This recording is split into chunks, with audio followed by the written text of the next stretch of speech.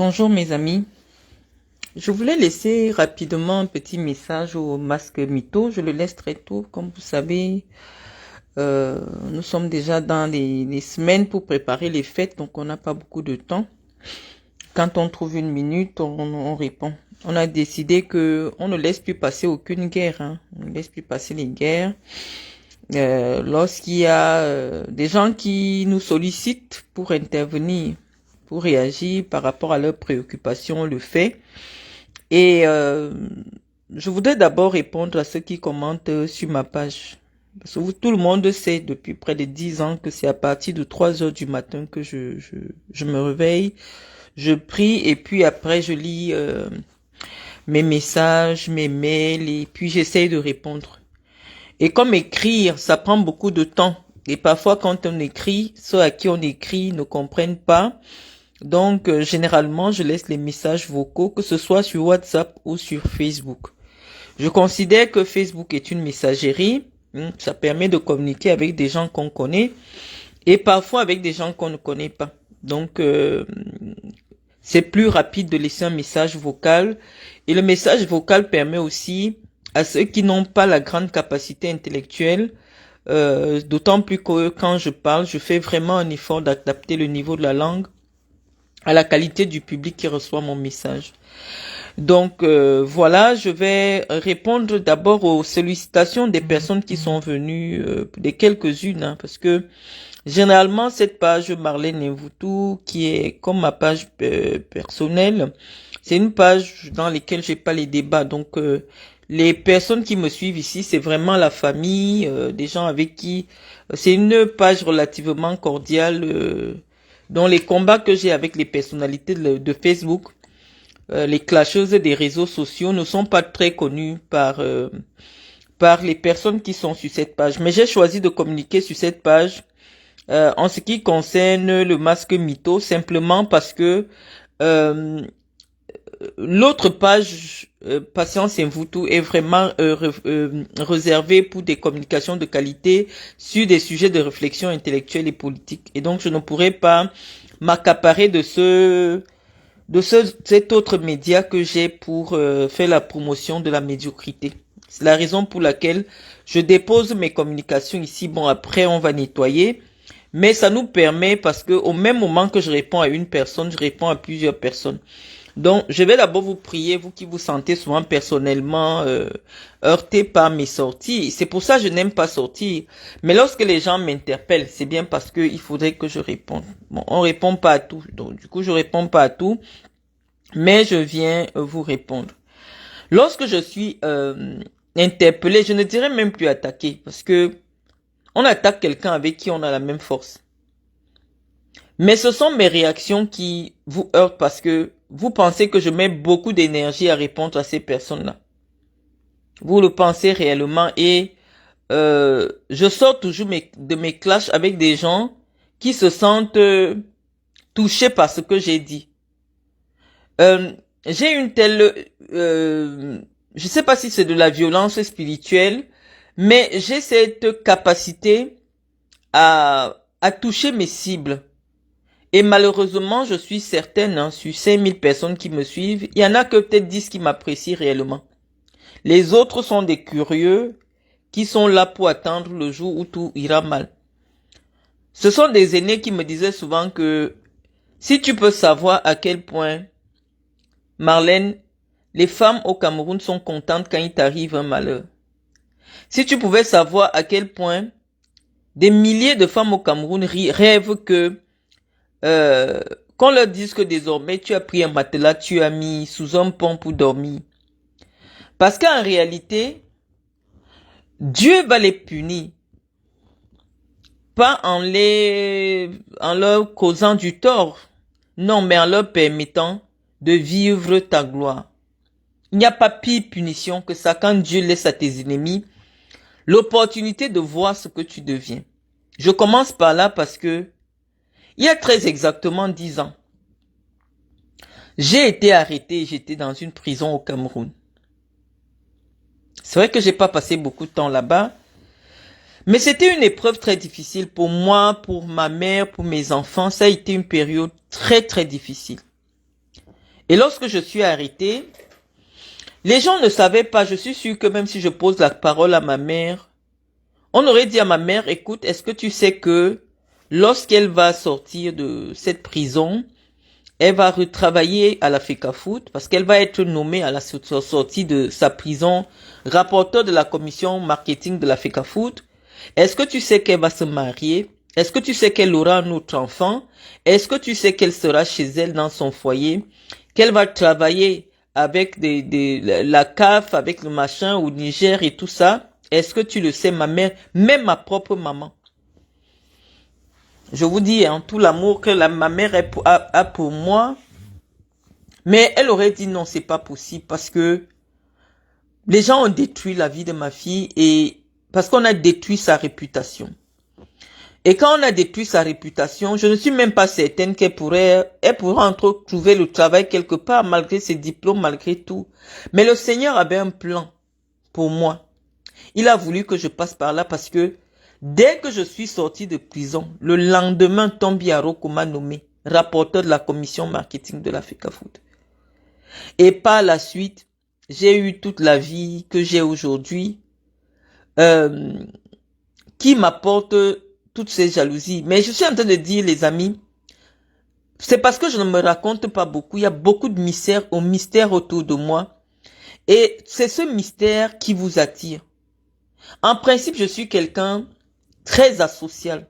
C'est-à-dire que je suis très exigeante sur les personnes qui m'approchent. Et tellement il y a de l'omerta autour de ma vie, la nature a horreur du vide, vous savez. La nature a horreur du vide.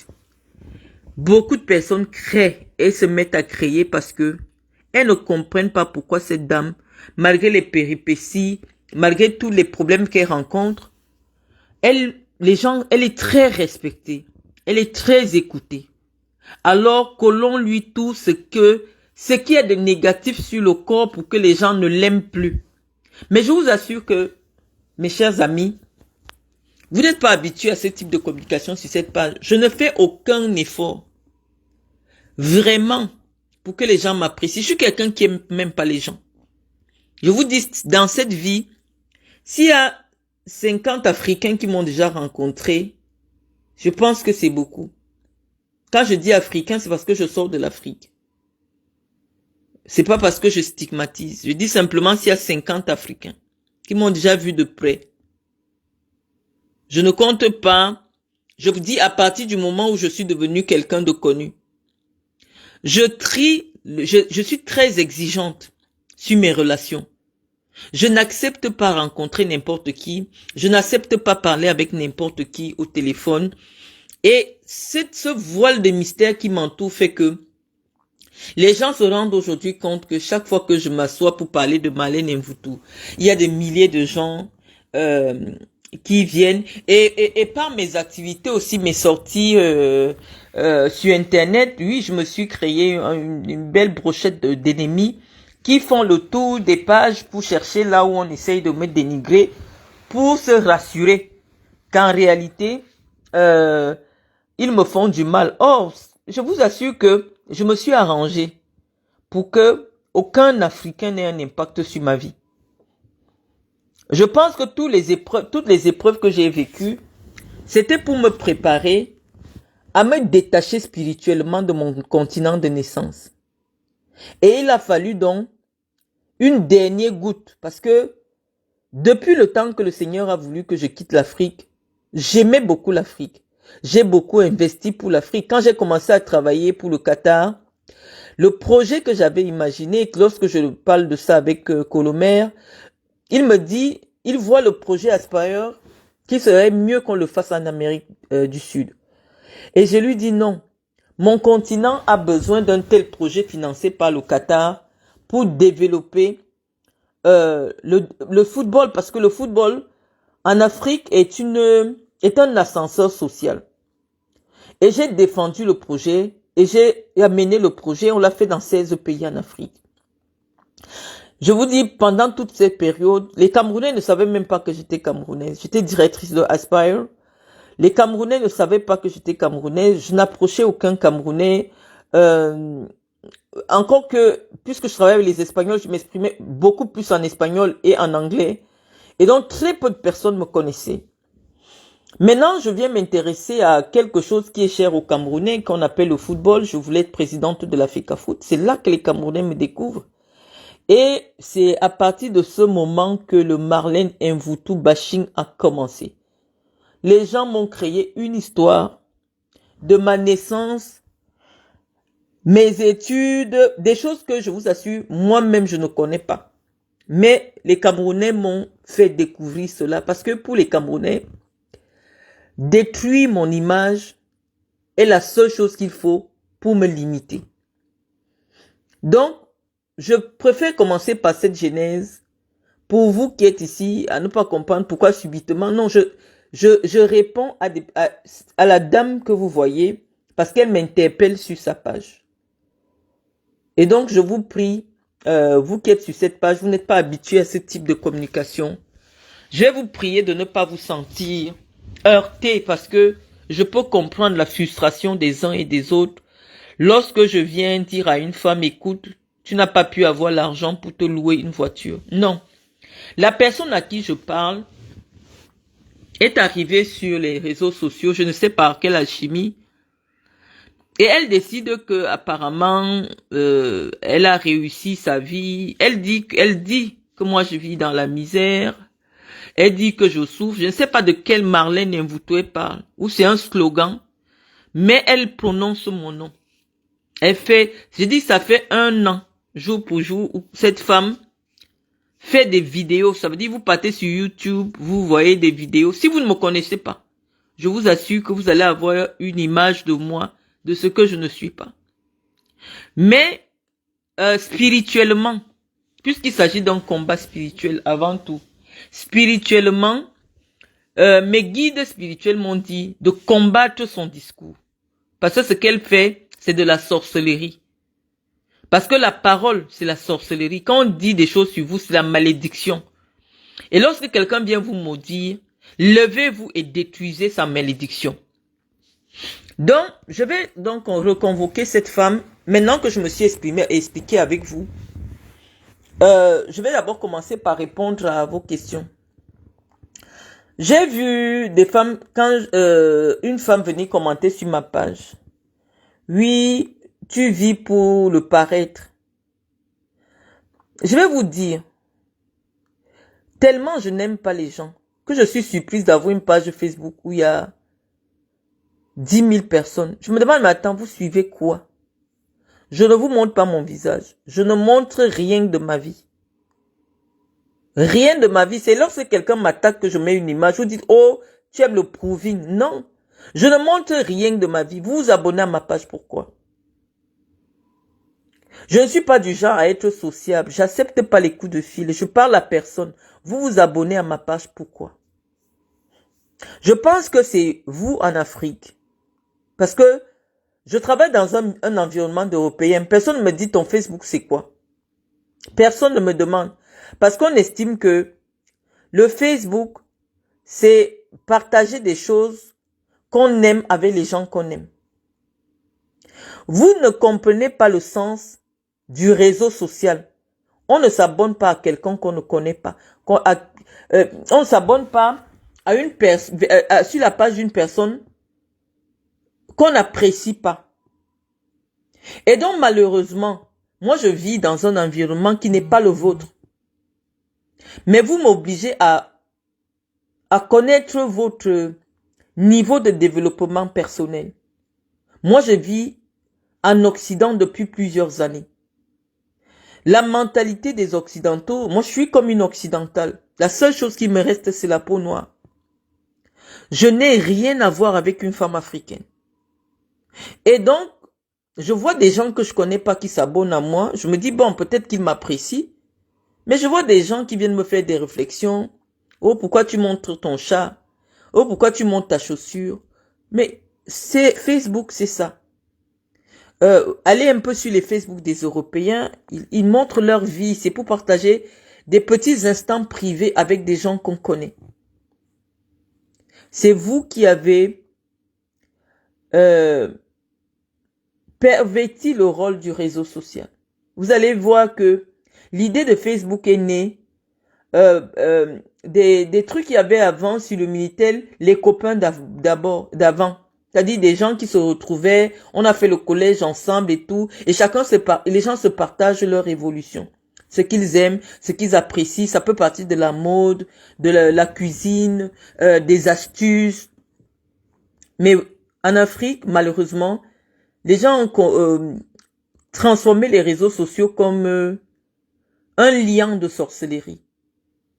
Allons nous réunir pour aspirer l'énergie de tel. Allons nous réunir pour insulter tel.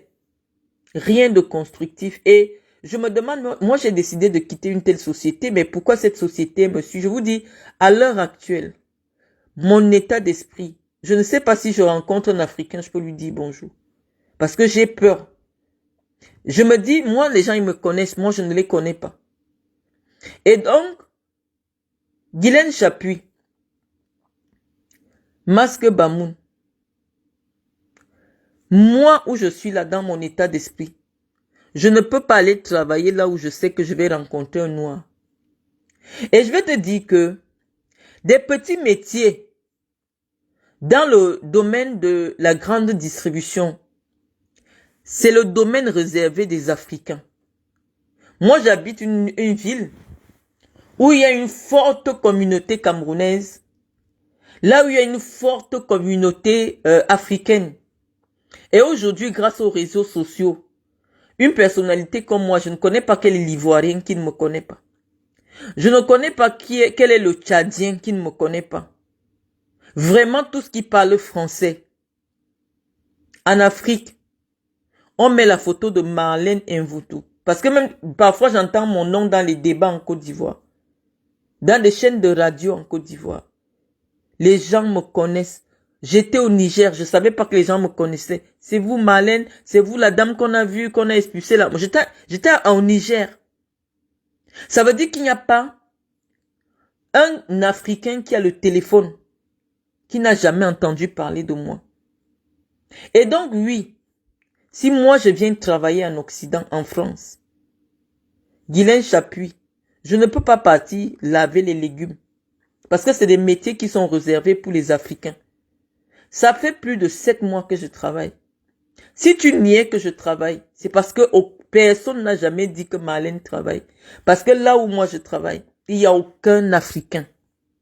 C'est que tu aurais déjà eu l'information sur mon entreprise. C'est vous qui deviez même avoir l'information avant. Non, j'ai montré que je travaille uniquement parce que tu as dit dans des directs, parce que tu me dénigres. Parce que lorsque quelque part je vais faire mon CV, je dis, j'ai travaillé en France pour telle structure, les gens auront des doutes. Parce qu'ils t'auront entendu. Peut-être on veut te prendre au sérieux. Ils auraient entendu peut-être quelque part que non, c'est pas vrai, j'ai jamais travaillé en France. C'est pour ça qu'aujourd'hui, heureusement que Facebook a mis les directs, nous on va mettre notre vie en direct pour laisser des traces à nos descendants. Pour laisser des traces, parce qu'aujourd'hui, c'est facile de détruire une réputation. Moi, je n'ai jamais voulu communiquer sur ma vie professionnelle. Peut-être vaguement. Oh, je sors du travail, demain je travaille, ça s'arrête là. Et comme tu étais jalouse de cet aspect-là, tu as décidé, tu t'es assise, toi et Anango, vous avez dit que je ne travaille pas en France. Moi, j'ai des gens qui me respectent. Et parfois, je les vois se gêner lorsqu'une rumeur devient persistante. Parce que moi, je suis une personne intellectuellement très structurée. Je ne trouve pas l'intérêt de créer des affabulations du genre je travaille. Non, si je ne travaille pas, j'ai travaillé toute ma vie. J'ai travaillé toute ma vie, il n'y a pas une année où j'ai pas travaillé. Peut-être même pendant les 8 mois que j'étais en Kondengui, je me suis mise présidente. J'organisais des tournois, je m'occupais des mineurs. Je n'étais pas payée, mais j'aime être dans l'action. Donc moi, je suis pas une femme qui reste en longueur de journée à se faire des ongles, à aller lire. Je ne vais pas, Dieu m'est témoin, je n'ai jamais cliqué sur le profil de quelqu'un pour chercher à savoir ce que la personne a fait à matinée. Je ne m'intéresse au profil de quelqu'un que dès lors qu'on me signale que, oh, il y a une page telle qui parle de toi. Toute personne qui n'a jamais prononcé mon nom, je n'ai jamais pris le soin de la chercher sur Internet. Et donc, Guylaine Chapuis, pour répondre à tes préoccupations, avec beaucoup de respect et l'éducation que j'ai, je vais te dire que si moi je faisais un métier où un noir peut entrer même et s'asseoir, c'est que ce serait déjà sur Facebook. Depuis, hein. Parce que oui, dans l'esprit des noirs, c'est quand je côtoie les blancs, mon discours sera un peu décousu parce que j'ai beaucoup de choses à dire. Dans l'esprit des blancs, quand vous travaillez avec les blancs, vous vous rendez compte de la différence spirituelle qui est entre eux et nous. Et c'est comme un choc spirituel. Parfois vous vous demandez, il y a eu quoi? Pourquoi Dieu a créé des êtres humains? Oui, on nous a tous créés égaux, mais il s'est arrangé pour que il y ait une partie de l'humanité qui soit supérieure spirituellement que l'autre. C'est comme si l'univers a programmé que l'homme blanc soit spirituellement plus élevé que l'homme africain. Quand vous côtoyez ces gens, je vous dis, le complexe d'infériorité naît en vous. Je n'ai jamais vu, je vous dis, c'est un choc. C'est peut-être ce que Platon appelait l'éblouissement lors de la sortie de la caverne. C'est-à-dire que lorsque vous atteignez le monde des lumières, vous vous demandez, mais les gens s'y vivent dans quel monde? Ils sont déconnectés de vos préoccupations. C'est des gens qui ont la responsabilité, ils se sentent responsables des Africains. Ils se sentent responsables de l'humanité. Je vous assure que tous ces Noirs qui arrivent en France et qui n'arrivent pas à intégrer l'Europe restent comme les Guylaine Chapuis. Elle est arrivée en France, il n'y a qu'à voir comment elle s'exprime. Vous comprenez qu'elle n'a jamais travaillé. Parce que le travail, ce n'est pas uniquement pour aller chercher l'argent. Mes chers compatriotes. C'est vrai qu'on ne va pas revenir sur cette définition, cette très belle définition qu'avait donnée Voltaire. Que le travail est éloigné de nous trois vices. L'oisiveté. Nous allons parler de l'oisiveté, de quelqu'un qui ne travaille pas. Mes amis, les journées sont tellement longues en Europe. Quand moi j'étais au Cameroun, vraiment ma journée commence, je sais déjà ce que je vais faire, tac, tac, tac. Parce que même si tu dois causer au téléphone, quelqu'un te laisse, peut parler avec toi même 2 heures au téléphone. Il n'a pas la pression. Quand vous entrez dans les bureaux au Cameroun, vous voulez même demander un service. C'est comme si vous forcez quelqu'un. C'est comme si on a forcé quelqu'un chez lui de venir travailler. Donc même pour vous répondre, ils prennent les pauses de 3 heures. Tout est tranquille en Afrique. Et donc en Afrique, la notion du temps est une notion que les gens n'ont pas appréhendée. Le temps dépend de l'Africain et le temps. On dit non, on connaît l'heure africaine. L'Africain et le temps ne font pas bon ménage. Et donc vous arrivez dans une société où on vous dit que le temps, c'est de l'argent. Quand tu pars travailler, on te dit que chaque heure que tu passes là, c'est 20 000. Et le blanc te fait travailler ces 20 000 par heure. Tu sens que tu travailles. Quand tu sors de là, avoir le temps d'appeler telle personne pour mal parler de telle personne, tu n'as plus ce temps-là. Tu te mets à vivre selon des objectifs. Des choses qui nous manquent, nous, en Afrique. Et donc, oui, Guylaine Chapuis, tu es arrivé ici, malheureusement. Tu n'as pas su ce que c'est que l'intégration par le travail. Tu aurais même commencé à faire... Je vous dis, l'Europe, c'est le monde de la deuxième chance. Le blanc, c'est l'être de la deuxième chance. Quand un blanc prend une femme, même si tout le monde avait déjà juré que tout est fini dans sa vie, Il apporte la lumière dans sa vie, d'une manière ou d'une autre. Parce que quand on voit une femme comme Nguntane, qui s'assoit aujourd'hui pour parler aux gens, on dit que Dieu est merveilleux. Parce qu'il a envoyé un blanc dans sa vie. Il a envoyé un blanc dans sa vie. Et le blanc, même s'il ne lui a rien donné, il a permis que elle puisse voyager. Parce que ce genre de fille, elle allait faire comment? Elle ne travaillait pas au Cameroun. Elle a pu s'installer dans un continent. Même si elle voit seulement les métros.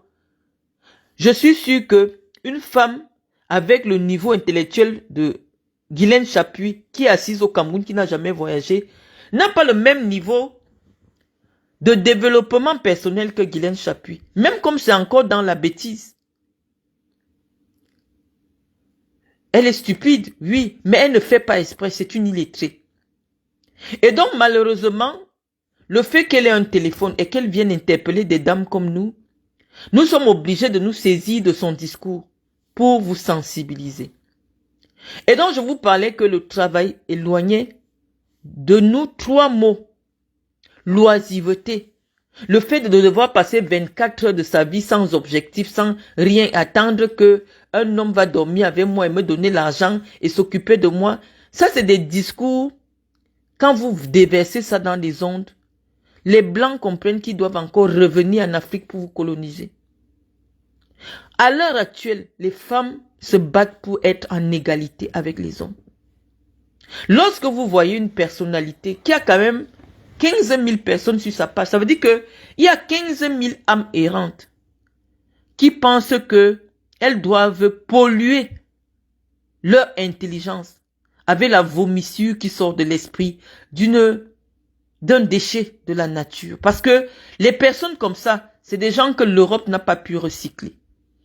C'est un déchet qui est venu de l'Afrique, mais que l'Europe n'a pas pu recycler. Et donc elle est comme ça, comme un électron libre. Ni intégré en Afrique, ni intégré en Europe. L'oisiveté. L'oisiveté a donc créé une femme âgée qui ne sait pas qu'est-ce que les femmes de son âge font, qui veut maintenant s'inventer une vie d'influenceuse à la Nathalie Nkwa, à la Coco Emilia. Voilà où naît toute la mythomanie. Mais elle était un mythomane avant. Parce que le niveau de mythomanie de Guylaine Chapuis, je vous assure, c'est pathologique. Elle ne fait plus exprès. Elle ne fait plus exprès. C'est-à-dire que la médisance, elle a une très faible estime d'elle-même. Et elle se sert de la médisance pour se rassurer. Donc elle dit du mal sur les gens pour se donner de la valeur à elle-même. Et lorsque vous voyez déjà quelqu'un comme ça, vous appelez ça les clashs? Non, il y a des gens qui sont en thérapie. C'est une personne qui a beaucoup souffert du complexe d'infériorité, qui en souffre toujours et qui repère des femmes à qui elle veut ressembler sur les réseaux sociaux. Et elle pense que pour qu'on l'amène à ce niveau-là, il faut qu'elle médise sur ces personnes. Je ne sais pas à partir de quel moment, moi je peux m'asseoir et encourager une femme qui va me dire oui, moi je suis venue, je suis une princesse. En Europe, je ne suis pas venue pour travailler parce que le travail c'est l'esclavage, parce que mes ancêtres ont travaillé l'esclavage. Guylaine Chapuis, je vais te parler des chaussures que je portais le jour que j'ai fait le direct. Ces chaussures sont servies en milieu hospitalier, aux aides soignantes. Les chaussures que je portais là, je peux te sortir au moins 10 paires ici. Des chaussures autodérapantes, antidérapantes, c'est-à-dire que la semelle empêche de glisser.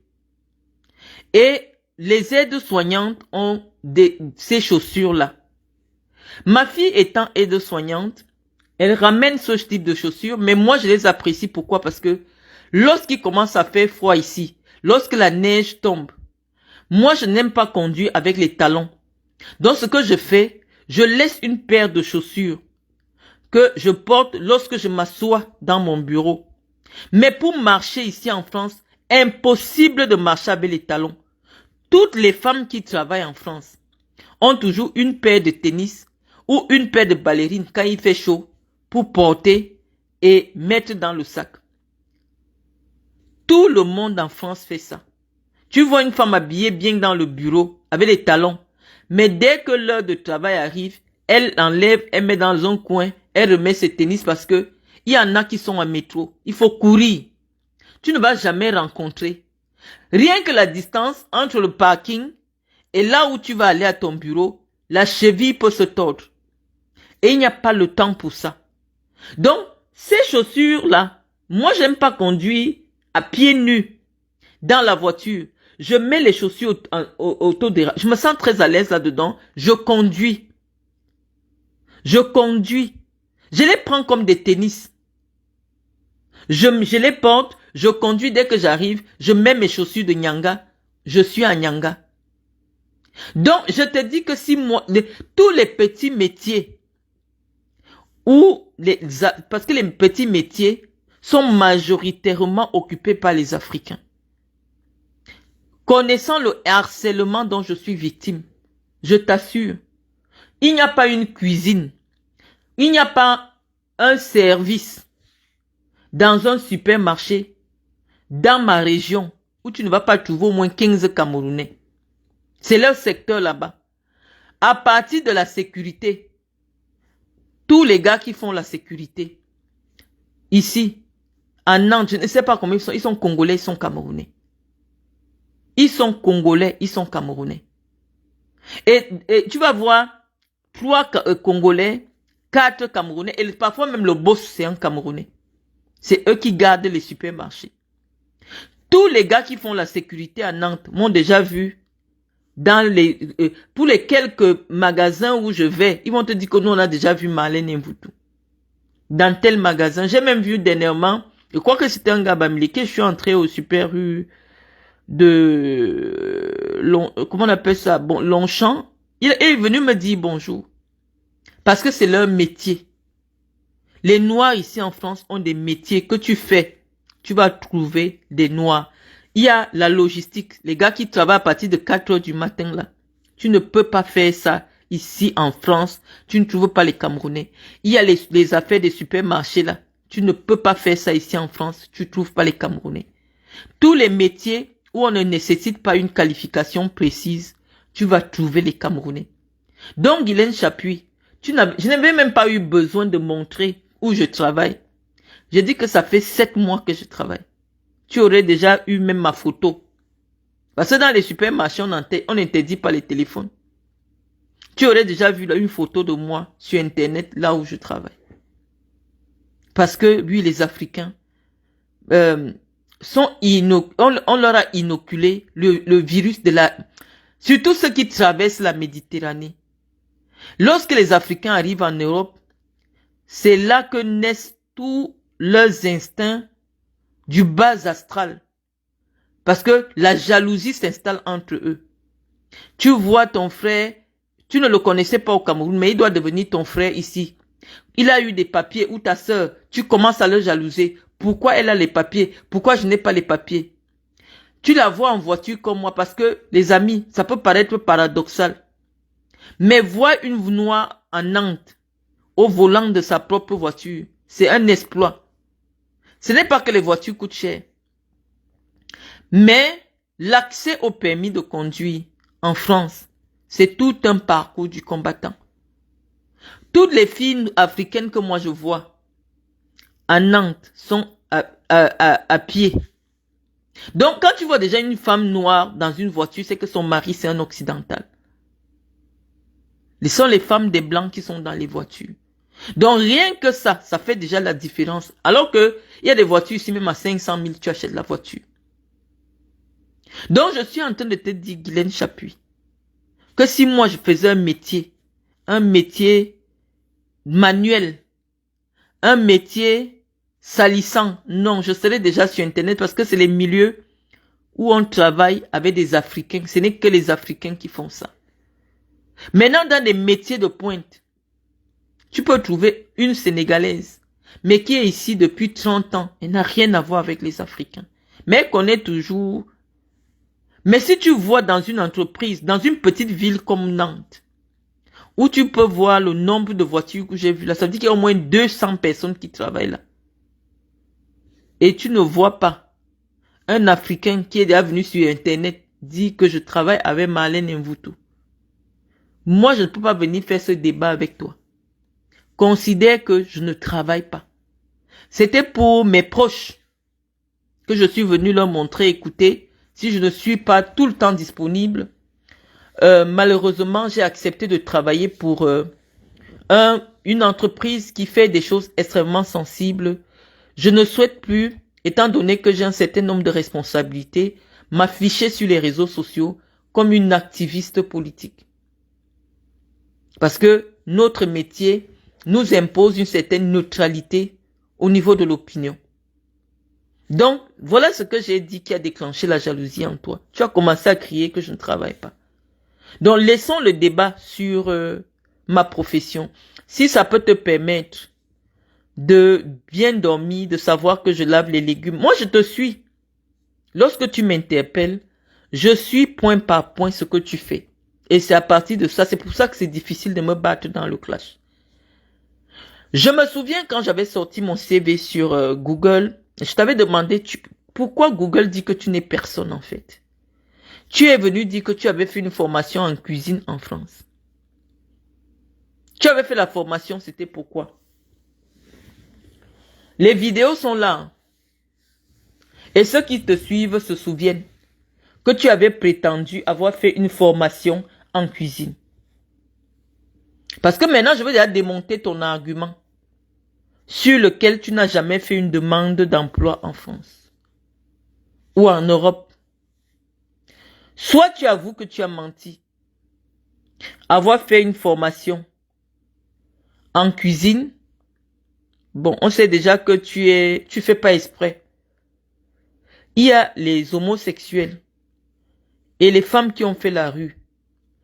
Ces gens vivent dans un déni. Je peux faire 6 mois de clash avec Guylaine Chapuis. Tu l'attrapes ici, elle sort de l'autre côté. Je dis qu'elle ne peut pas parce que elle a besoin de se construire un monde fantasmagorique pour pouvoir digérer sa réalité. Voici une femme qui passe 30 ans en Europe sans avoir un bout de diplôme, même le permis de conduire. Je vous assure que le permis de conduire en France, c'est comme le BPC. Tu peux savoir conduire, mais écrire. Si tu ne sais pas écrire, on te fait échouer. Le permis de conduire ouvre les portes ici en France. Mais cette femme n'a pas le permis.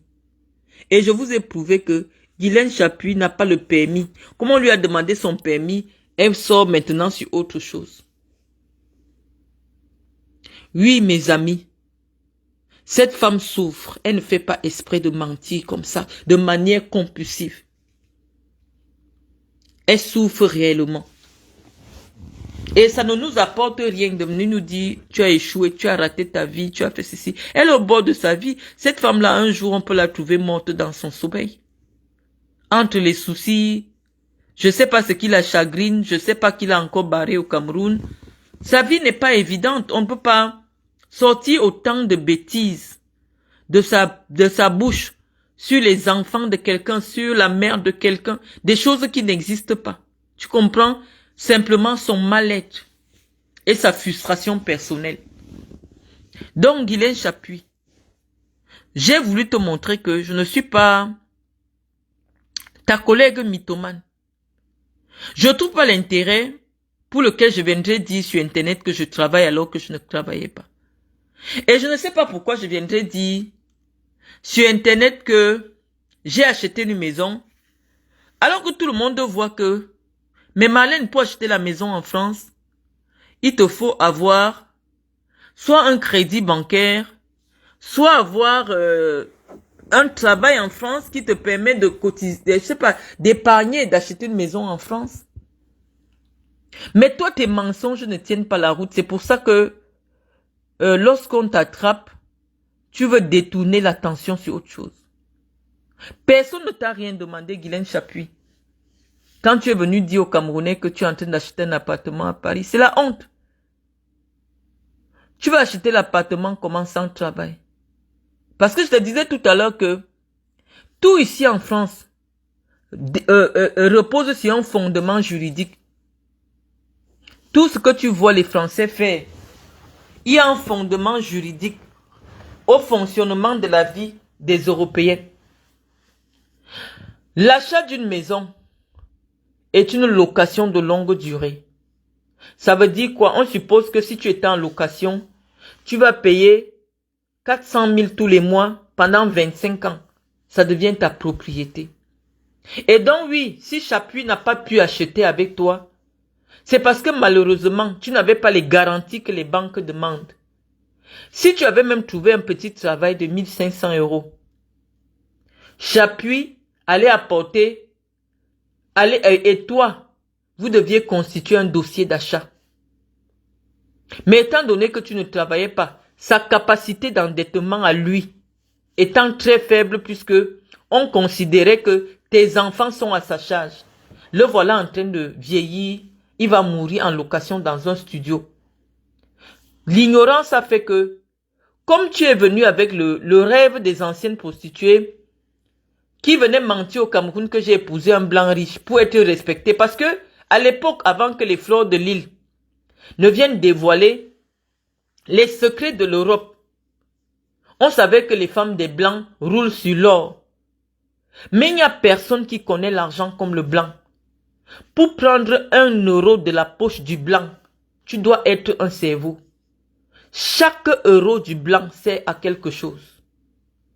Mais vous êtes venu nous dire ici que le blanc, vraiment quand tu épouses le blanc, tu peux lui demander 10 millions, il te les donne. Non, le blanc connaît la valeur de l'argent. Le blanc connaît la valeur de l'argent. Et tu es tombé sur un blanc qui est comment? Qui est chiche. Parce que les photos de ton mariage que je montrais, c'est vrai que je te taquine, hein, mais ça fait pitié. Quand tu vois Chapuis avec son visage, Dieu ne lui a pas donné la beauté. Mais il se voit comme un homme qui est radin. Il est radin sur lui-même. Tu vois sa paire de chaussures, tu vas dire oui, ok, il y a des hommes qui ne savent pas s'habiller. Mais j'ai dit que Chapuis n'a même pas voulu t'acheter une robe de mariage. Une robe, c'est-à-dire que ta vie ne reflète pas ce que tu as envie de dire. Parce que malheureusement, oui, on peut tomber sur un blanc qui a l'argent, mais il est radin. Mais Chapuis ne se voit même pas qu'il a l'argent. Donc, tu fais en sorte que tes mensonges sont tellement inadaptés à ta réalité. Guylaine Chapuis, tu es venu dire aux Camerounais que ton mari a une entreprise en Suisse. On t'a dit non. Tu peux cacher le nom de l'entreprise tant qu'on ne connaît pas le nom de ton mari. Ton mari s'appelle Gérard Chapuis. Toutes les administrations européennes ont un site qui enregistre toute personne qui crée une société. Si ton mari avait créé une société en Suisse, dès qu'on tape Gérard Chapuis, Google devient fou. Google sort la création d'entreprise, tout. Tu n'as jamais créé une entreprise. Ton mari a créé une seule entreprise qui a fait faillite. Ce n'est même pas une entreprise. Il s'était mis auto-entrepreneur. Donc tu mentais. Tu as laissé la phase de que nous avons une société, nous faisons les vins. Tu as oublié ça parce que tu es tombé sur une intellectuelle sur les réseaux sociaux qui a démonté tes mensonges. Ton mari gagne 15 000 € en tant que directeur d'une société, en tant que directeur de sa propre société.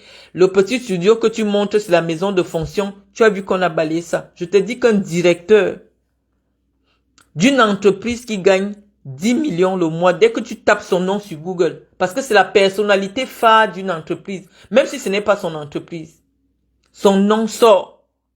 Google, c'est les coris du blanc. On ne ment pas ici, là. Le blanc lance les coris. C'est pour ça que les gens comme nous, comme ça, nous, on n'a même pas besoin de déposer nos CV. On n'a même pas... Moi qui ai déjà un nom référencé là, je ne peux même plus me cacher dans le monde.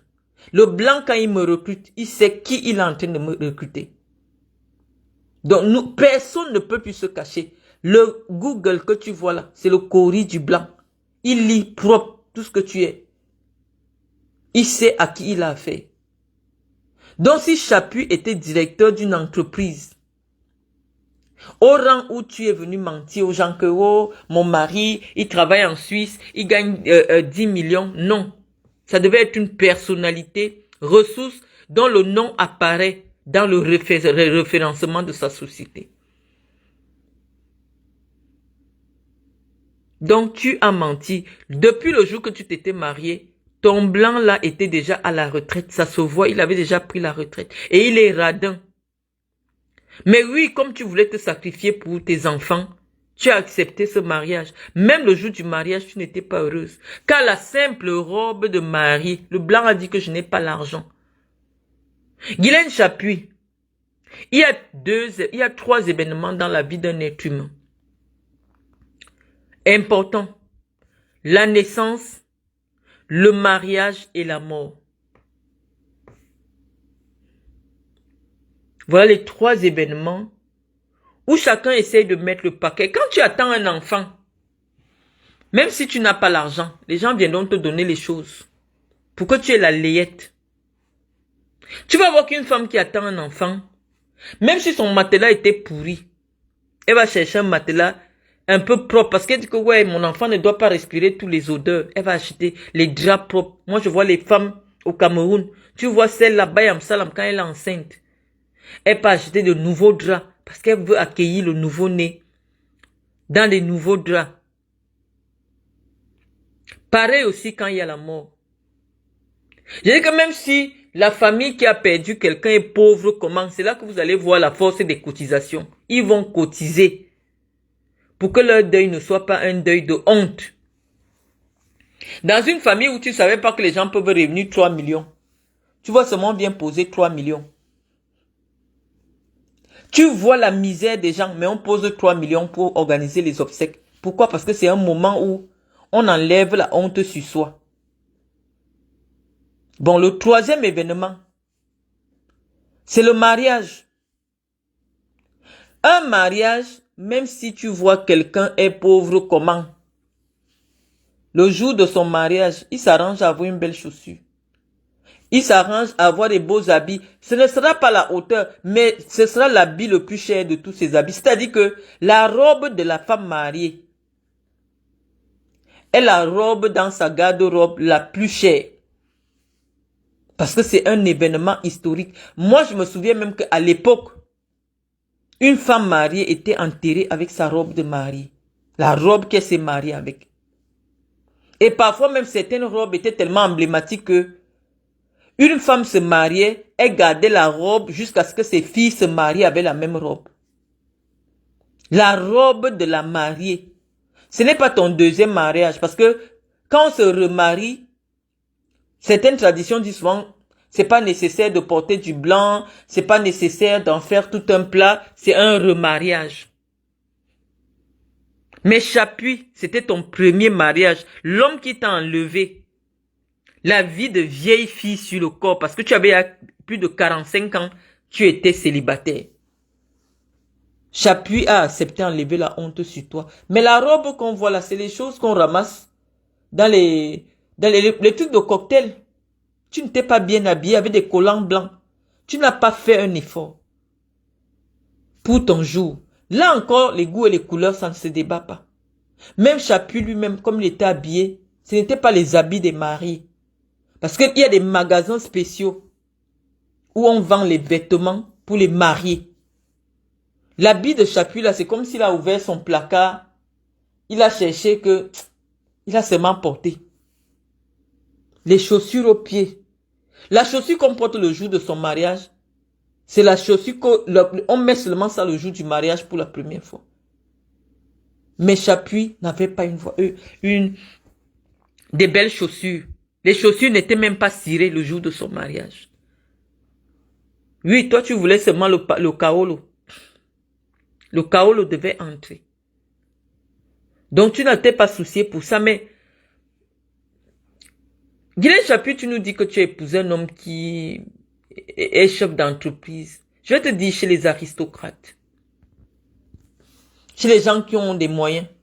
Parce que moi, je me suis mariée dans une famille qui a des moyens. Et ça s'est vu le jour de mon mariage. Je suis arrivée en Rolls-Royce.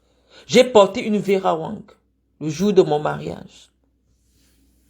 Mon père était en prison. Mon père était en prison, mais ma belle famille a organisé le mariage que tu as vu là. Si on prend les photos de mon mariage, on prend les photos de ton mariage, c'est vrai que ça a des époques différentes. On dit, de ces deux mariages-ci, lequel ressemble au mariage des gens qui ont les moyens.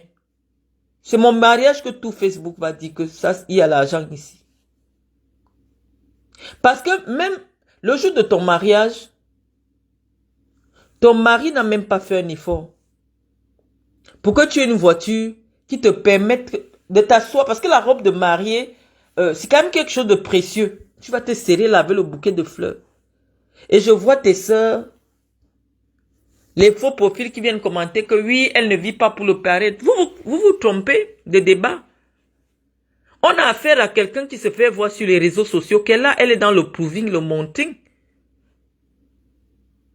Quand vous venez écouter les clashs, allez voir les deux côtés. Il s'agit de qui? Les qui combattent d'une femme qui est installée sur les réseaux sociaux pour dire qu'elle a l'argent. Elle est l'amie personnelle de Chantal Biya. C'est avec ça qu'elle escroque les gens. Là, on va encore venir sur cette partie-là. Je parle humainement. Comment on peut parler à comment vous appelez ça?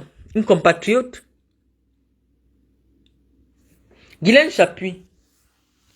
Dans les familles aristocratiques, des aristocrates ou les milieux aisés, le mariage est l'occasion d'inviter ses amis, les grands patrons, d'inviter des familles amies. Le jour de ton mariage, il n'y avait personne. Vous étiez comme deux malheureux. Ton mari n'a pas ses employés. Ton mari n'a pas ses partenaires d'affaires. Non. Même là, ce n'est pas important.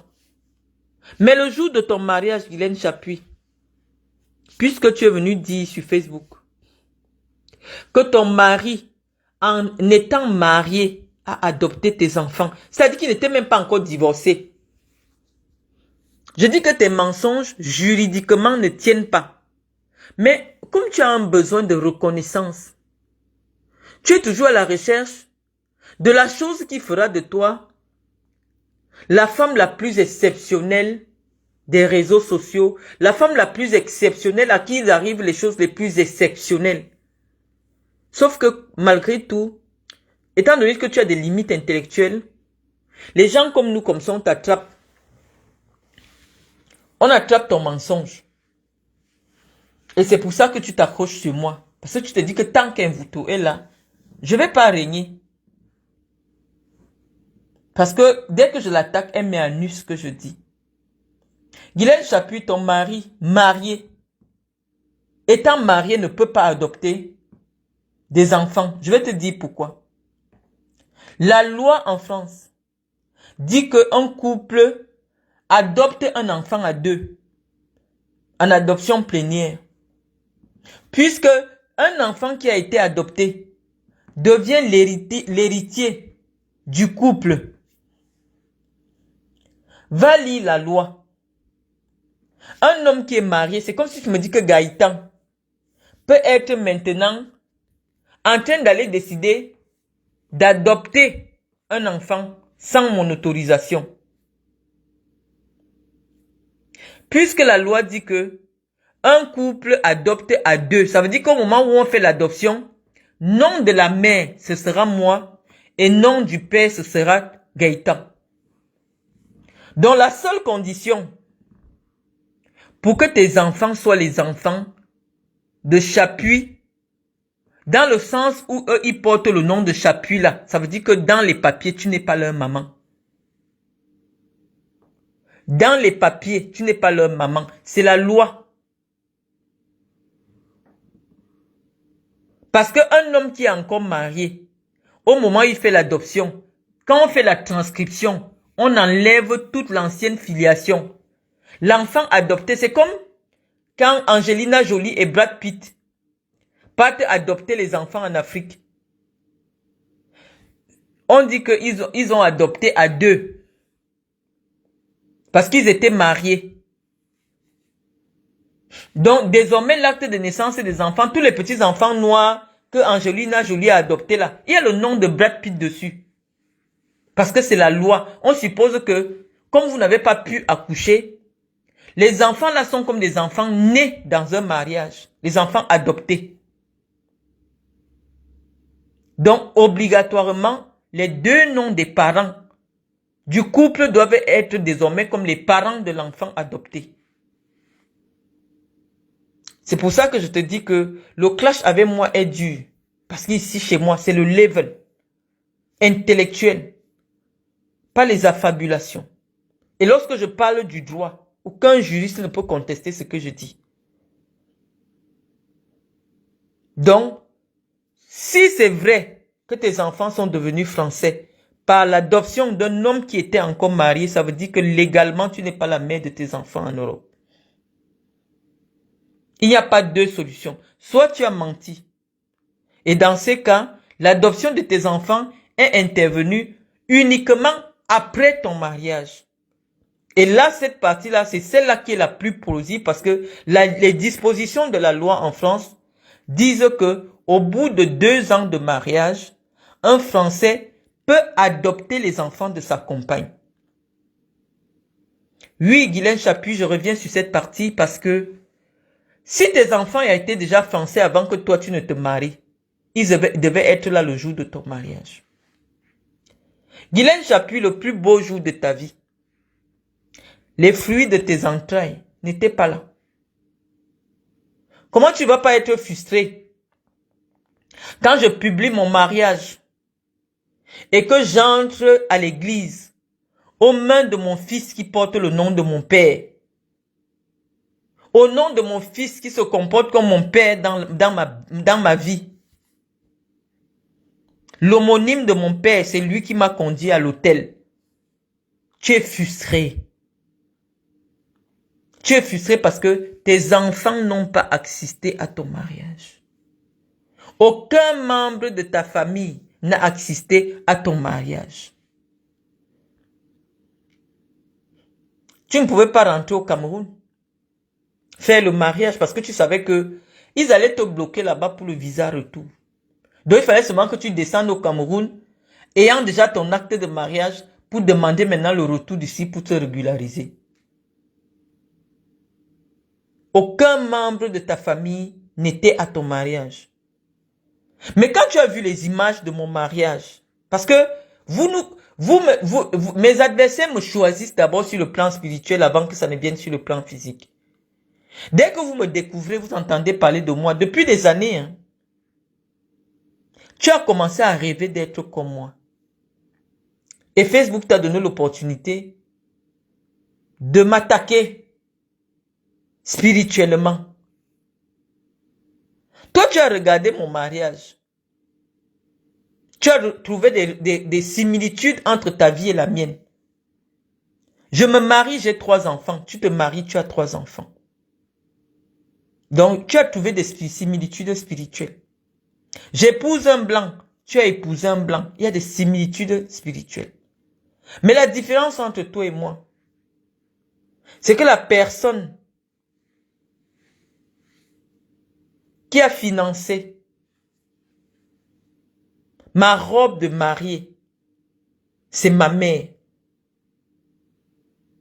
Et je te dis, je portais du Ferrawang. Tu as vu ma mère à mon mariage. Ma mère que j'ai pris au Cameroun avec mon argent, j'ai amené en France. Tu as vu mes sœurs, elles étaient les filles d'honneur. Dans mon mariage, j'avais les frères de Gaëtan. Mes petites sœurs que j'ai amenées en France avec mon argent. Tu es jalouse de moi. Parce que le jour de ton mariage, aucun membre de ta famille n'était là. Si tu avais épousé un riche, j'ai vu Samuel Eto'o se marier. Samuel Eto'o s'est marié. Tout le Cameroun était dans l'avion. Je ne sais pas qui n'a pas eu le billet d'avion, logement et tout. Parce que à l'ambassade, dès que tu donnes le nom de la personne qu'on vous invite, non. L'ambassade donne les visons, c'est que c'est un homme crédible. Qui n'était pas à ce mariage. Mais toi, tes enfants n'étaient pas là le jour de ton mariage. Si ce que je dis est faux, puisque les photos que je publie, c'est toi qui les as publiées. Publie les photos du jour de ton mariage où on voit ta petite fille. On voit tes 2 fils. Il n'y a pas ces photos-là. Et donc tu viens regarder mon mariage. C'est ma petite fille Océane qui portait les alliances. Et je suis entrée dans l'église portant le bébé du blanc. Parce que c'est quand je préparais mon mariage que je suis tombée enceinte. J'avais déjà tout fait les déclarations, je ne pouvais même pas changer. Donc j'arrive enceinte et j'étais enceinte jusqu'au cou. C'est pour ça que j'ai porté une Vera Wang sur mesure. Je te laisse aller chercher le prix. Je peux sortir. D'ailleurs, même j'avais publié l'étiquette de ma robe. Avec sa housse. Je portais des petites chaussures Manolo Blahnik. Donc oui, Guylaine Chapuis. Une personne envieuse est une personne qui aime comparer sa vie aux autres. Et quand tu es envieuse, tu cherches des ennemis avec les gens qui ne... Si on te prend isolé, on dit que Marlène t'a même fait quoi? Pourquoi cette guerre ne s'arrête pas? Marlène a quitté le Cameroun, tu as insulté son enfant, tu as dit qu'elle ne peut plus jamais rentrer en Europe, tu as des relations qui t'ont dit qu'elle est bloquée au Cameroun,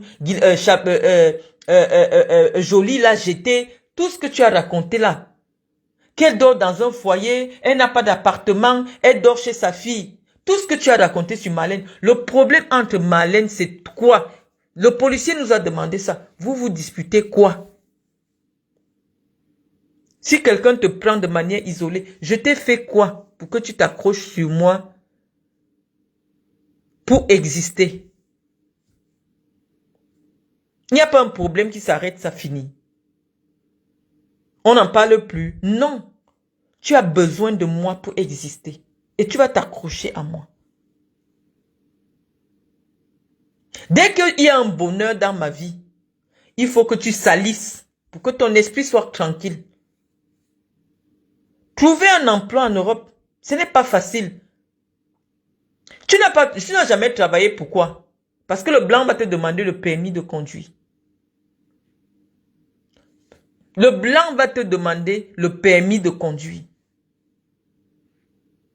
Toi, tu n'as pas le permis. Tu vas travailler comment? Voilà, même pour faire tes courses ici, tu ne peux même pas louer une voiture parce que si tu avais le permis français, c'est que même pour me bluffer, pour montrer que tu serais parti même dans une agence de location, louer une voiture et venir montrer sur Facebook que c'est ta voiture ou c'est la voiture de ta fille. Mais en France, sans permis de conduire, sans carte de crédit à ton nom, tu vas louer la voiture comment? Pour bluffer. Donc voilà la partie où moi je t'ai arrêté. Je savais que tu ne peux pas. Parce que la France a les règles. Tu n'as pas le permis de conduire. Tu ne peux pas louer la voiture pour faire le bluff. Tu ne peux pas. Tu ne peux pas prendre un leasing. Donc tu n'as pas demandé le travail parce que tu voulais, non. Le travail ici, il faut la voiture pour aller au travail. Et c'est cet élément qui m'a fait savoir que ta fille ne travaille pas. Parce qu'elle aussi, elle n'a pas le permis. Elle n'a pas le permis. Le permis, c'est 1 million et 1500 euros. Mais ta fille n'a pas le permis. Donc, c'est à partir de là que j'ai découvert. Parce que moi, je sais depuis que tu es une menteuse. Mais je regarde à distance, je me dis, bon, tant que ça restait entre vous là-bas, ça ne me dérangeait pas. Il y a des gens qui décident d'enjoliver leur vie pour se rendre intéressante. Mais tu as dit sur Facebook avoir fait une formation de cuisine quand tu voulais bluffer les femmes de ton âge qui croient en tes mensonges parce que elles ne sont pas du même acabit social que moi. Moi, tu ne me bluffes pas. Je ne te vois même pas. Tu ne commences même pas. Là où moi, je peux m'asseoir et commencer à regarder tes choses. Tout, c'est la contrefaçon. Tout c'est du faux de bas de gamme. C'est-à-dire que tu ne connais même pas là où on achète le vrai faux. Donc moi, tu connais mes choses. J'ai arrêté avec ça où je montrais ceci, je montrais ceci. Parce que je l'ai fait, les gens ont envoyé les impôts sur moi. Au point où on allait découvrir que mon mari m'a donné 50 millions. Je ne voulais pas que les gens sachent que mon mari m'a donné 50 millions sur son héritage. L'héritage de mon mari est constitué des biens immobiliers. L'argent en espèces qu'on a payé sur l'assurance. Il a dit qu'il lui ne veut pas l'argent de l'assurance de la mort. Il m'a donné. C'est l'argent de l'assurance qu'il m'a donné. Tout ce qui était dans les comptes de son père, machin, il garde ça pour lui. Une femme aussi intelligente que moi, si tu me vois même avec quelqu'un qui est au chômage, je connais ce qu'il y a derrière le chômage là. Et mon niveau de vie montre que je vis mieux que toi. Et je ne me montre pas. Moi, je ne me montre pas. Je vais te dire que là où nous sommes maintenant, j'avais pris ça parce que j'avais 3 enfants qui étaient déjà majeurs. En fait, quand je dis majeur, chacun, surtout mon fils, il veut venir avec sa copine. Moi, je ne voyais pas que je dors dans la chambre avec mon mari. Mon fils dort dans la chambre avec son fils, avec sa femme. J'ai dit non. Et ce sont mes enfants qui vivaient ici. S'il y a mon nom sur un contrat de location en France, tu viens poser. Non. Cette maison que nous avons finalement achetée au nom de mon association était la résidence de mes enfants. Et je l'ai toujours dit. Je crois que les filles de Facebook croyaient même que c'est la blague parce que un jour, on a fait plutôt le repas de Noël ici et j'avais dit, oh, les enfants ont fait leur décoration. Une de mes ex-amies est partie créer un faux profil que, oh, elle veut faire croire que ses enfants vivent à part. Mes enfants vivaient à part. Et moi, je vivais à part. On a d'abord été ensemble, après on n'était plus ensemble. Dès qu'ils ont grandi, ils avaient le chez eux. Et maintenant qu'ils ont commencé à travailler, comme la ville où moi je suis, il n'y a pas le travail. Ce n'est que les retraités qui habitent là où moi je suis. Donc pour travailler, tu dois faire 40 km tous les jours pour aller travailler. Sans permis, tu ne peux pas. Moi, je vais jusqu'à Nantes pour travailler.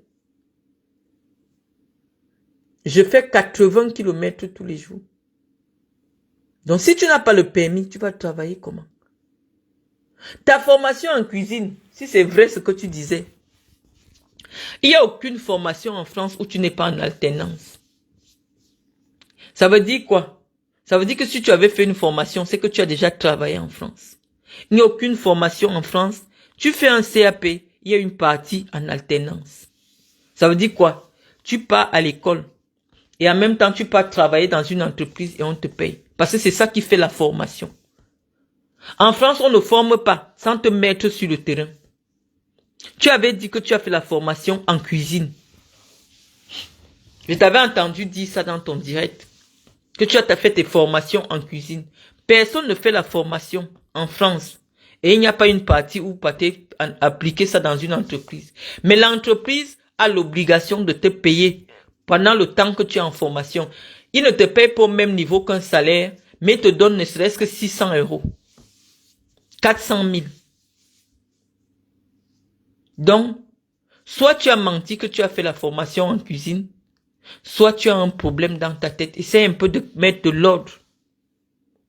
Quand quelqu'un bavarde déjà trop, beaucoup, les mensonges sortent. Ce n'est pas bien quand les gens commencent à... Je te jure que les gens te respectaient avec Ghislaine Chapuis.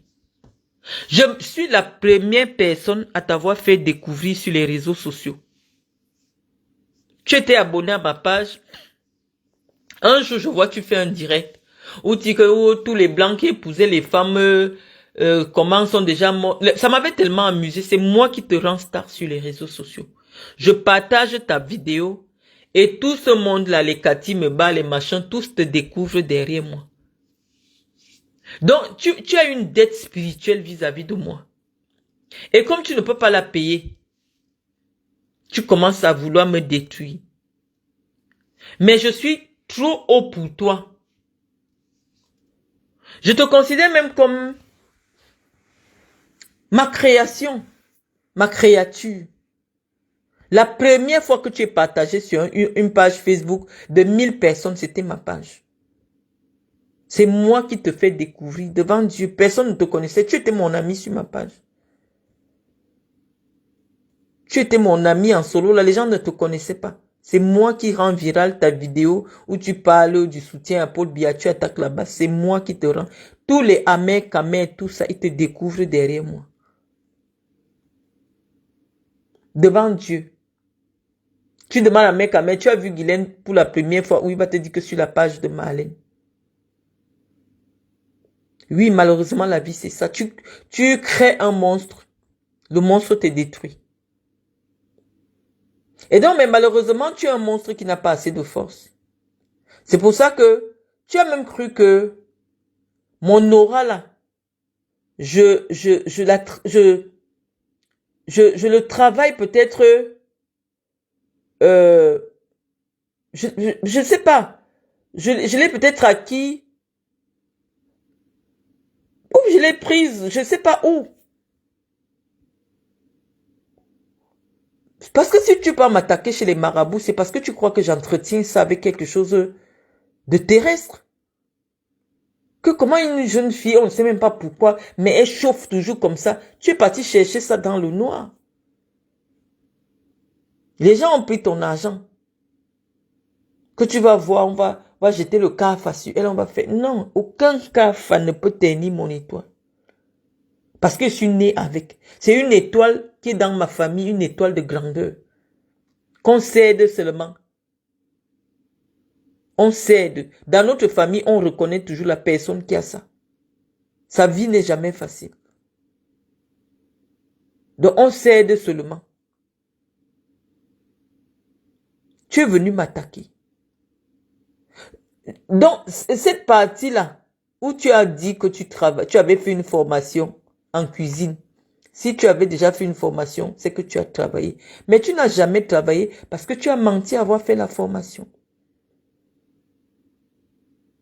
Tu as menti à avoir fait la formation. Et je vais te dire pourquoi c'était difficile pour toi de prendre une formation. Au-delà du permis de conduire qui t'a fait défaut. Tu vois comment Chapuis est un homme méchant. Et je vais dire aux gens pourquoi des hommes comme Chapuis comme ça, quand on le voit, il est d'abord aigri, méchant. De gens de blancs qui n'aiment pas l'Afrique là. Chapuis là. Tous les blancs qui refont leur vie avec les noirs, c'est parce qu'il dit que les blanches sont très matérialistes. La blanche l'a ruiné parce qu'elle avait les enfants. Il veut maintenant une femme noire qui n'est pas trop allée à l'école, qui n'est pas... Donc pour Chapuis là, tu es une bête, tu es stupide. Donc il t'a pris pour s'occuper de lui. Et à côté, tu devais t'occuper de tes enfants. Tu as été boniche chez toi pendant plus de 20 ans. Si Chapuis gagnait 15 000 francs suisses, tu aurais eu du soutien pour tes enfants. Mais Chapuis, c'est toi qui lavais les habits, c'est toi qui repassais, tu faisais à manger. C'est pour ça que pour toi, ta façon de te vanter sur Facebook, c'est montrer comment tu prépares. Jusqu'à tu me demandes de venir te montrer. Est-ce que ma cuisine, sur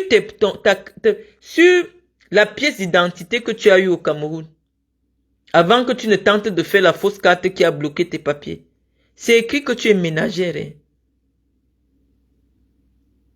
C'est écrit profession ménagère.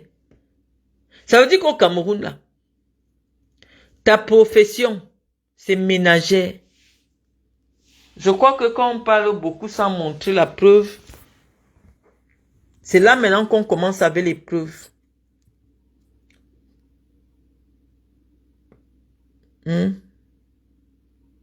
C'est maintenant que je commence maintenant à montrer les preuves de ta profession.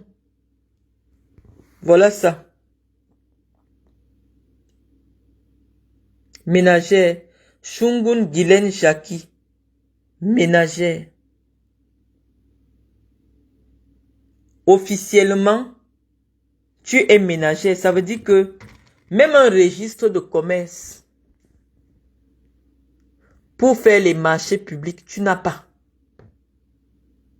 Donc, viens nous expliquer le travail que toi tu fais au Cameroun, que nous on veut bien comprendre, parce que je n'aime pas beaucoup Compressor. Mais je trouve que c'est injuste que tu l'attaques. Parce que elle a avoué son handicap. Or, vous avez le même problème. Guylaine Chapuis, la seule différence que toi tu écris, parce que Compressor souffre de dyslexie. Donc, elle ne fait pas exprès de ne pas retenir les mots pour les retranscrire. C'est un problème du cerveau. Mais elle a une mémoire auditive. Quand Compressor parle le français, si quelqu'un dit que Compressor n'est pas allé à l'école, on ne va pas croire. Parce qu'elle a une capacité auditive. C'est-à-dire que les mots qu'elle entend, elle les retient. On prend Compressor, on te prend. Compressor est éloquente et elle parle un bon français. C'est difficile d'attraper une faute de français dans le discours de Compressor. Mais tu viens l'attaquer en disant que toi tu travailles au Cameroun. On veut donc comprendre que, mais, Guylaine Chapuis, c'est quel travail que tu fais au Cameroun? Tu as un commerce, tu fais les marchés publics, tu as un bar, tu as un restaurant. Parce que même quand on ouvre un bar, on a quand même ce qu'on appelle la licence pour ouvrir ce bar. Comment ça se passe? Nous, on veut savoir quelle est l'activité que tu fais au Cameroun qui fait en sorte que toi, tu interpelles les femmes sur les réseaux sociaux en les traitant de mendiantes. Moi, je préfère une femme qui avoue publiquement que j'en ai besoin qu'une femme qui escroque de pauvres femmes en leur promettant des visas pour la France parce qu'elle aurait un mari blanc. Je ne te diffame pas. Je vais montrer aux Camerounaises. Voilà, le 21 juillet 2022, c'est toi qui as écrit ici. Je suis signé Madame Chapuis. Lorsque les enquêteurs de police font une enquête, parce qu'on peut dire, oh, quelqu'un a écrit quelque chose de la main et est venu coller sur toi. Guylaine Chapuis, regarde comment tu écris le madame ici. Et on va partir sur la décharge que tu as faite à la police lorsqu'on est venu te donner ma convocation.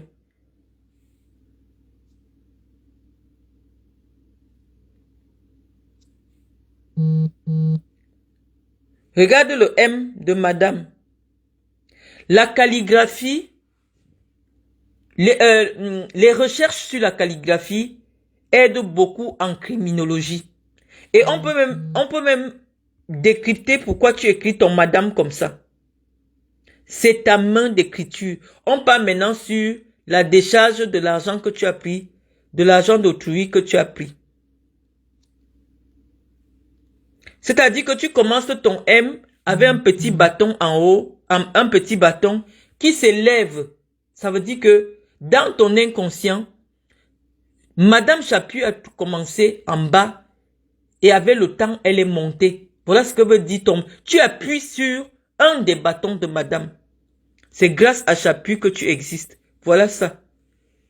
Voilà le même bâton. Petit bâton, grand bâton. Pour écrire Madame Chapuis. Je remonte. C'est ça qui... S'il y a une expertise en calligraphie, qui est bien la preuve que c'est toi qui as écrit? Il faut être sorcier pour que quelqu'un reproduise ton écriture à la main, ton écriture manuscrite. C'est bien toi qui as déchargé l'argent d'une pauvre femme qui est aujourd'hui dans nos inbox pour pleurer son argent. Tu as promis le visa de la France en disant que tu es ami avec l'ambassadeur de France au Tchad. Comme le Cameroun, c'est un peu compliqué, c'est au Tchad qu'on ira prendre le visa. Dès que la femme veut se plaindre, tu montres les photos avec Chantal Biya. Que personne ne peut rien te faire au Cameroun. Guylaine Chapuis, quelque chose de mauvais va t'arriver au Cameroun. Et si Ahmed Kamer est honnête, voilà l'argent de la femme entre tes mains. Ça, c'est en 2022, quand Ahmed Kamer est au Cameroun, que tu fais cette vidéo avec lui. Tu disais que c'est l'argent que vous venez d'avoir dans un business. On voit, voici le paquet d'1 million, le paquet d'1 million et 600 000. On voit la différence entre les liasses. La liasse d'1 million est en bas et la liasse de 600 000 en haut. Voilà 2 600 000. Le jour que tu as eu l'argent de cette dame, tu as fait la vidéo pour dire que vous travaillez au Cameroun, voilà votre argent de business. C'était l'argent de la pauvre maman-ci. Madame Matat Jeannette. Elle t'a déjà cherché partout. Mais comme elle a peur qu'on l'expose sur les réseaux sociaux, quand vous voyez déjà une femme se mettre sur Facebook, elle est devenue clasheuse. Parce que vous ne savez pas comment cette affaire de Facebook terrorise les gens du Cameroun. Les gens du Cameroun n'aiment pas l'exposition aux réseaux sociaux. Si quelqu'un vous arrachez l'argent de quelqu'un même 10 millions, dis-lui que je vais aller t'afficher sur Facebook. Il va t'abandonner avec les 10 millions là. Les gens au Cameroun n'aiment pas l'exposition sur les réseaux sociaux. Et donc, comme la femme-ci, elle te voit, tu es devenue clasheuse sur les réseaux sociaux, elle a peur de te réclamer son argent en public. Elle pleure, qu'on dit que tu es la copine de Chantal Biya. Elle va te faire quoi? Que oh son argent, oh son argent. Guylaine Chapuis, comment tu auras la paix? C'est pour ça que même lui, il te rend comme ça. Caribou, chouï. Caribou. La vengeance du caribou. Donc, Guylaine Chapuis, le travail que tu fais au Cameroun, c'est arracher l'argent entre les mains des gens. Tu n'es même pas ton premier coup. Hein. Je vais encore montrer une autre escroquerie. Là, tu avais promis le visa des États-Unis à un monsieur. Tu as dit qu'il faut qu'il te donne l'avance parce que l'ambassadeur demande souvent qu'on donne l'avance pour faire toutes les démarches, 500 000. Tu as arraché 500 000 et on devait te donner 100 000, on devait encore te donner 6 millions pour le reste le jour que le visa sort. Tu as raconté tout ça. Tu as raconté tout ça le jour que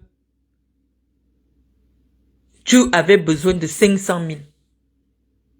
On t'a donné 500 000 pour 6 millions de visas.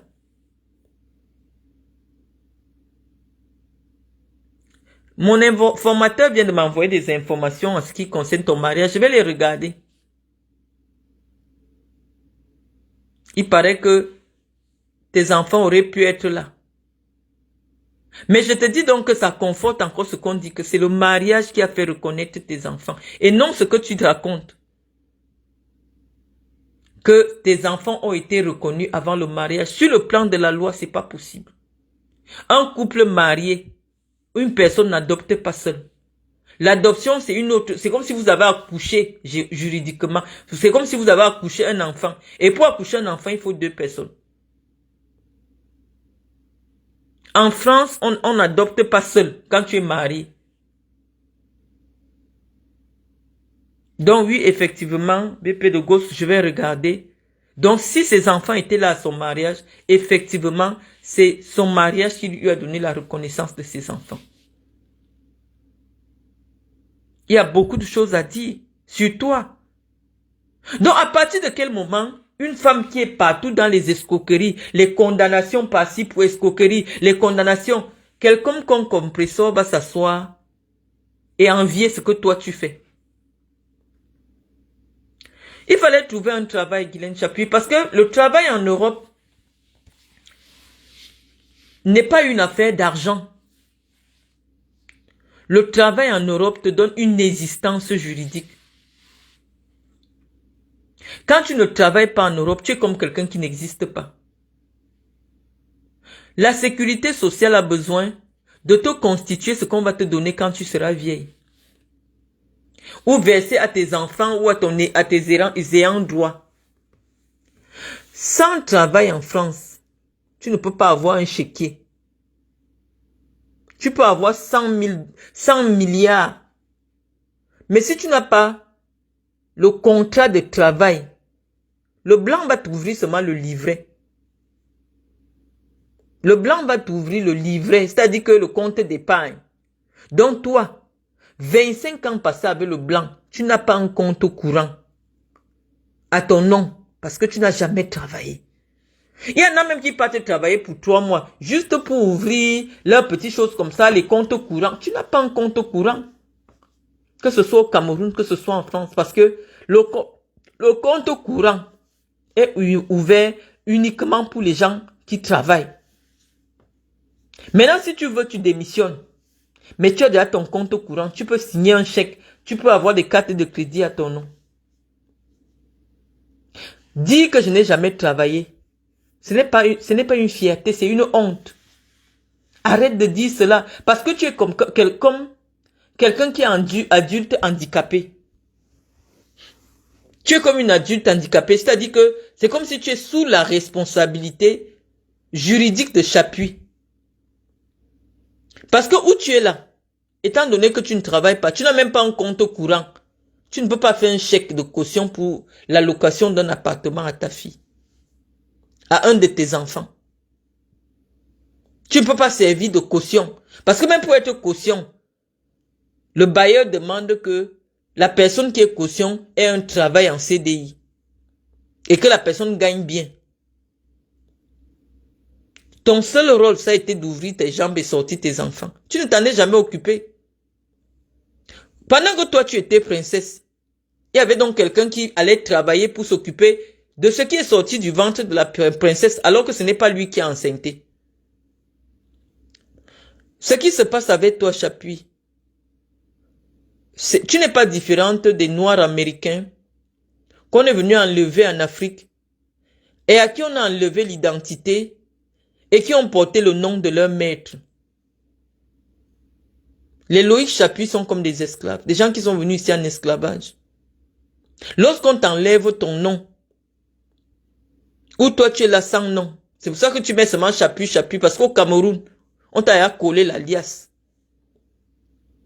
À cause du faux, tu n'as plus de nom au Cameroun. Quand on t'interpelle sur le plan du droit, on est obligé de mettre alias. Et oui, effectivement, Perpétue Maleba, elle n'est pas alias. Perpétue Maleba n'a jamais été condamné pour escroquerie. Toi, tu as déjà été condamné. Parce qu'il y a une différence. Être arrêté pour escroquerie et déclaré non coupable et être condamné pour escroquerie. Toi, tu as été condamné pour escroquerie. J'ai entendu dire que lorsqu'on t'arrête pour escroquerie, c'est une honte. Je sais que tu as oublié que la fille de Madame Doulou a été arrêtée pour escroquerie. C'est-à-dire qu'à l'heure actuelle, jusqu'à sa mort, elle a un papier qu'on appelle la levée des clous, avec le motif qu'il a amené là-bas. C'est ça qui est la preuve que tu es reprise de justice. Parce que pour qu'elle sorte de prison, on n'est pas venu sortir comme si elle est venue en balade. Non. Il fallait le document que tous les prisonniers ont, qu'on appelle la levée des clous. Elle a ça aussi désormais. Donc elle est reprise de justice. Elle est partie en prison. Elle a dormi sur le matelas. Et la prison, même là où ils étaient, la prison principale là-bas, il y a les puces là-bas. Parce que c'est la prison où on met les cas graves. La fille de Madame Doulou puissante proche de Chantal Biya, a dormi à Kondengui. C'est ce que l'histoire retiendra. Même si c'est pour un jour, tu as dormi à Kondengui. Toi, c'est parce que tu as vu la gymnastique. Pour fuir la condamnation, toi, tu es allé jusqu'à transformer ton visage parce que tu ne veux même pas que, comme tu avais fourni une pièce d'identité, voici à quoi tu ressemblais sur ta pièce d'identité. Que tu donnes, la pièce d'identité que tu donnes aux gens pour faire les escroqueries.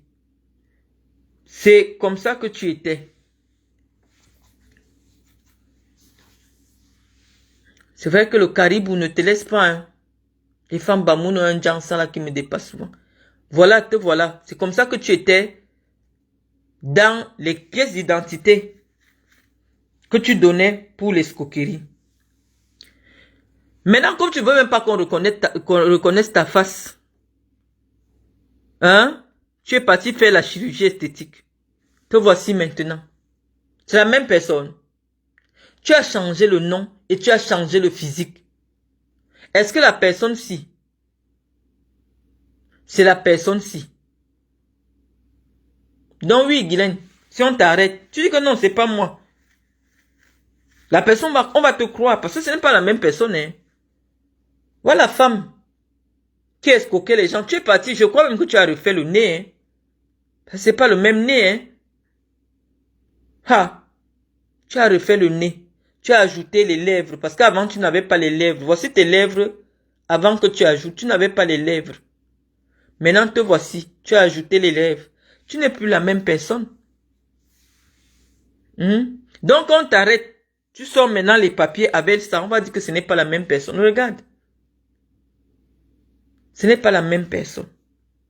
Donc à partir de quel moment, Perpétue Maleba, tu es différente d'elle.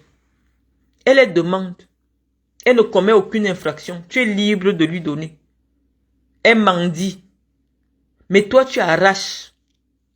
Tu es awara. Voleuse. Tu arraches. Avec des prétextes fallacieux.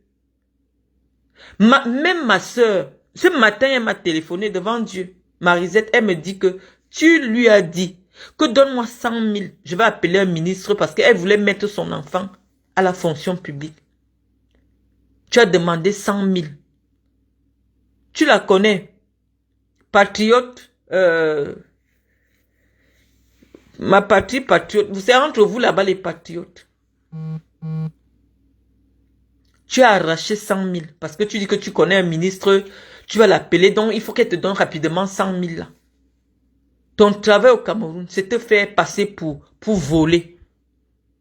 Et les dossiers que nous avons, parce que c'est quand je parle de toi, les gens me contactent sur Facebook. Comme actuellement, là, pendant que je parle, les gens sont en train de me verser les photos de ton mariage. Au même moment où je parle là, ça veut dire que d'autres dossiers sur tes escroqueries vont arriver. Et non seulement tu te protèges sur le plan mystique, ça veut dire que dès que tu as des affaires à quelqu'un, tu pas attaché pour que son affaire n'aille nulle part. Ça tourne seulement comme ça. Tu mets ça dans les remèdes. La personne, même si elle te porte plainte, ça tourne seulement. Il y a ça là-bas chez vous. Ça tourne seulement. La personne se décourage et t'abandonne avec. Donc, voilà donc ton travail au Cameroun que tu fais. Personne ne t'a jamais vu. Bon, je ne peux pas trop te demander d'avoir des bureaux. Non, ton bureau, c'est la table de ta cuisine que nous tous on voit là où tu fais les directs en longueur de journée. Tu fais quel travail? Nous, on a besoin que tu sortes de ta casquette de clasheuse. Tu nous expliques que c'est moi qui fabrique telle chose, c'est moi qui commercialise telle chose, c'est moi qui offre telle prestation. On veut savoir qu'est-ce que tu fais comme travail. Parce que ta réputation, c'est que toi, tu escroques avec le nom des personnalités. Ma soeur Marisette, tu es parti lui dire que tu as des relations avec un ministre qui fait payer les marchés publics.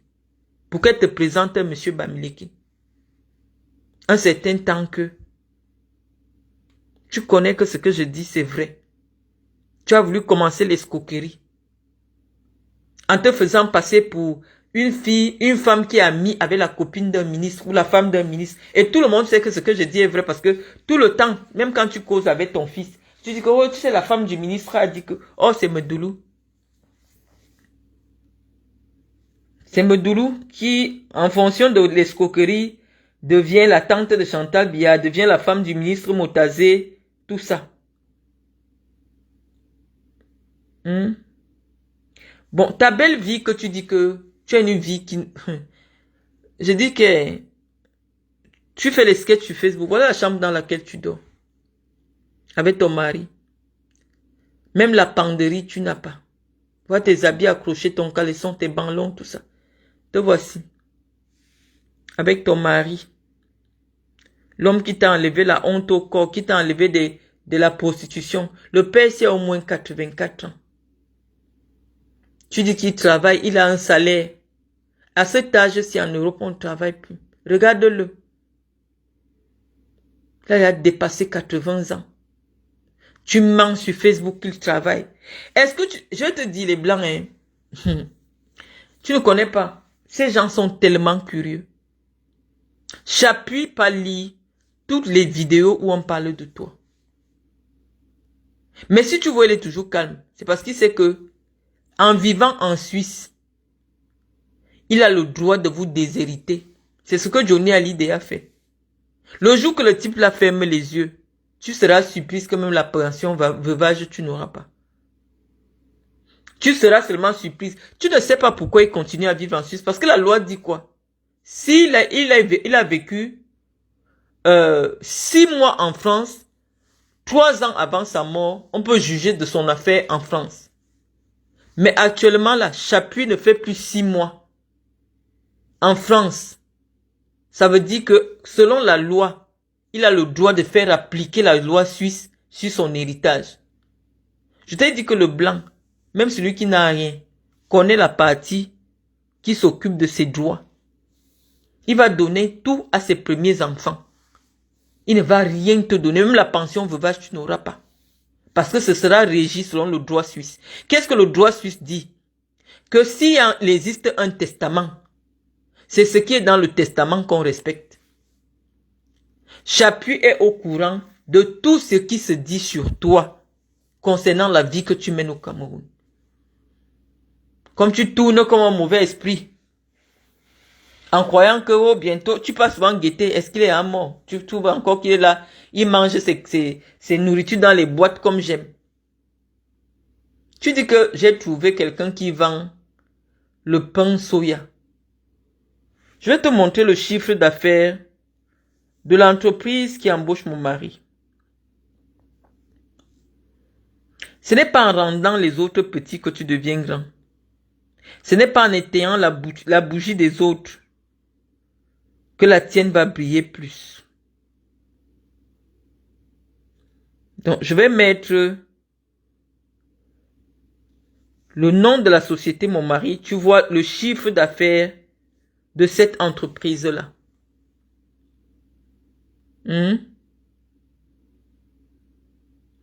Tu as vu? Tu as vu? Son effectif est de 50 à 99 salariés.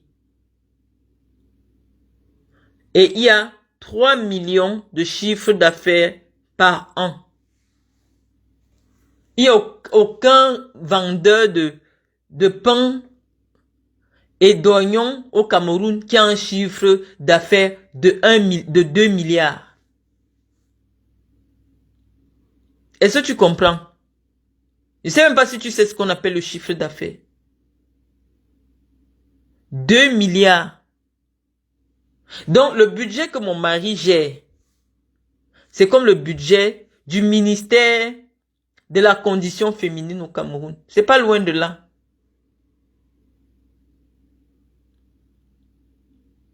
Donc, quand tu viens te mettre dans le sens de minimiser, dans le sens de réduire, dans le sens de banaliser, je dis non. Moi, je suis une intellectuelle. Je regarde ma vie, je regarde la vie que m'offre mon mari. Guylaine Chapuis, tu ne m'atteins pas à la cheville. Tu ne m'atteins pas à la cheville. Mon mari a hérité des propriétés. En loi atlantique, j'ai posé les titres de propriété. J'ai dit que rien que ces propriétés-là, mon mari, en termes de biens immobiliers, est millionnaire. Et nous, on vit en France. Mon mari, son père est mort très tôt, c'est même pas lui qui a voulu. Mais je te dis que si tu vois une femme comme moi qui a vécu avec des présidents, m'accrocher derrière un enfant, c'est parce qu'il y a. Où je suis là, je t'ai entendu dire qu'est-ce que je peux. Je dis que depuis pratiquement 20 ans, en termes de location, j'ai au moins 3 loyers à payer chaque mois. Au moins 3 loyers à payer. 2 locaux professionnels qui sont visibles au Cameroun. Et là où j'habite, s'il y a 2 femmes sur Facebook qui ont déjà vécu comme ça, c'est-à-dire qu'elles payent leur bureau et elles payent leurs employés et elles payent là où elles habitent. Si vous êtes 2, les femmes qui vocivaient sur les réseaux sociaux, à avoir déjà eu cette vie-là, on va commencer à débattre. J'ai dit que les loyers que moi je dois payer par mois, si je n'avais que ma maison, on allait dire que oui. Mais moi, quand je suis bloqué, que mes factures ne sont pas payées, je privilégie un seul loyer. Le loyer de l'entreprise qui me donne l'argent. Je ne saute jamais un jour du loyer des lieux où je gagne l'argent. J'ai mes bureaux. Je n'aurais pas eu mes bureaux au Cameroun. Ton raisonnement allait tenir la route. Et mes bureaux, mon mari, avant que je me marie, j'avais déjà mes bureaux. J'ai mes bureaux de Mvogada d'intermédiatistes qui ont maintenant déménagé pour l'Omnisport. Avant que je prenais Gaëtan pour mon ami, je ne savais même pas que j'allais coucher avec lui un jour. J'avais déjà des bureaux en Mvogada depuis 2007. Les Anlakatus, le président d'APGES Donfou, a été mon directeur administratif. Joël Neoussi, qui est ici sur ma page, a été mon directeur financier de mon entreprise en 2007. Les journalistes camerounais venaient m'interviewer à mes bureaux en face de Shell Mvogada, à côté de Montesquieu, le petit immeuble qui est là au 2e étage. En 2007. Donc oui, Guylaine Chapuis. Des loyers au Cameroun, je les paye. Mais comme toute femme d'affaires, tu peux te retrouver, tu as placé ton argent dans un marché. Tu marches derrière les ministres pour être payé, on ne te paye pas. C'est moi qui livrais les équipements au ministère des Sports. Tous les jeux de la francophonie, le ministre Edouard est encore vivant, c'est moi qui avais livré. Marché de centaines de millions, c'est moi qui j'avais livré. Donc, je suis en train de te dire, je livre les mairies en équipement sportif. Je livre les pays, j'ai fait la vidéo. Gaëtan et moi, je travaille avec Nike, j'envoie les équipements de Nike. Il y a des fois tes factures traînent.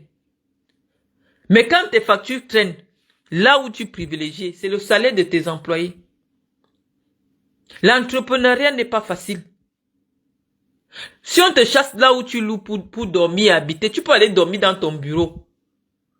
Mais si on te chasse dans tes bureaux, le local commercial d'abord, c'est ça qui existe dans les papiers de création de ton entreprise. On peut te chasser là où tu dors, dans le privé. Tu viens, si tu as un canapé dans ton bureau, dès que tu finis de travailler, tu te couches là, tu dors. Mais si on te chasse de là où tu travailles l'argent, c'est plus grave. Donc quand tu es devant des difficultés financières, aucun chef d'entreprise ne peut te dire qu'il a créé sa boîte et n'a pas eu de difficultés.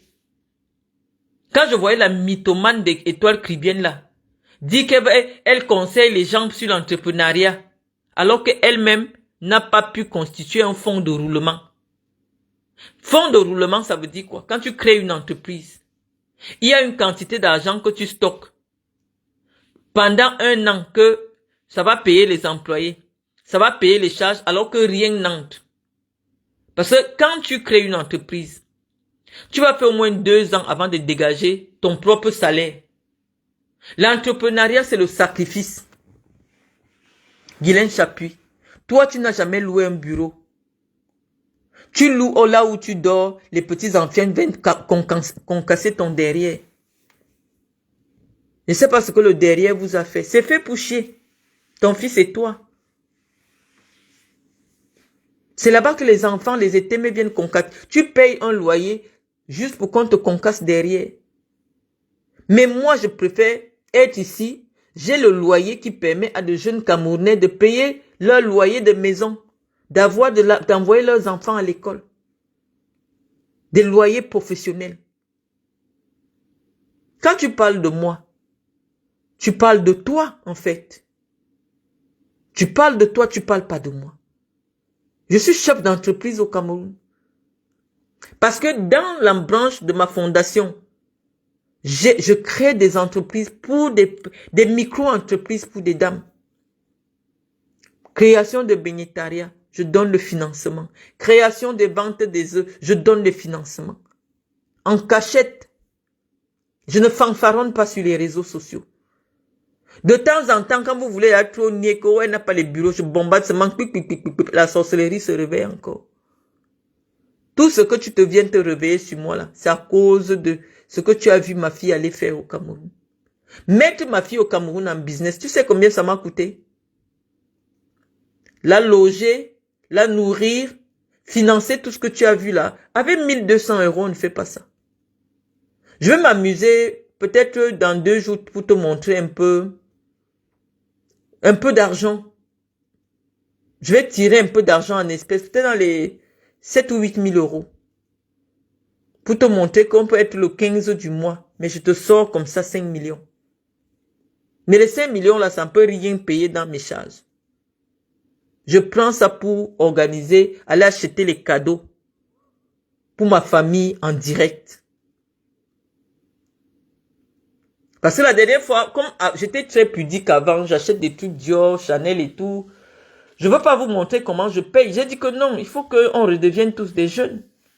Là où je claque l'argent, tu peux claquer l'argent. Toi là, tu n'as jamais eu d'argent. Demande aux gens au Cameroun.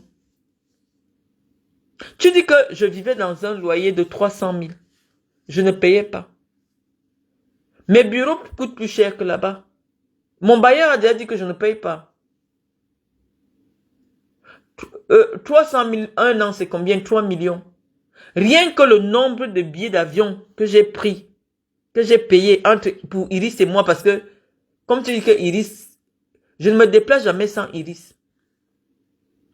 Donc, Iris, après 2 ans, paye à 100 000 francs de différence le même prix qu'une personne adulte. Il n'y a que 100 000 francs de différence. Donc, quand moi je me déplace, c'est 2 billets d'avion.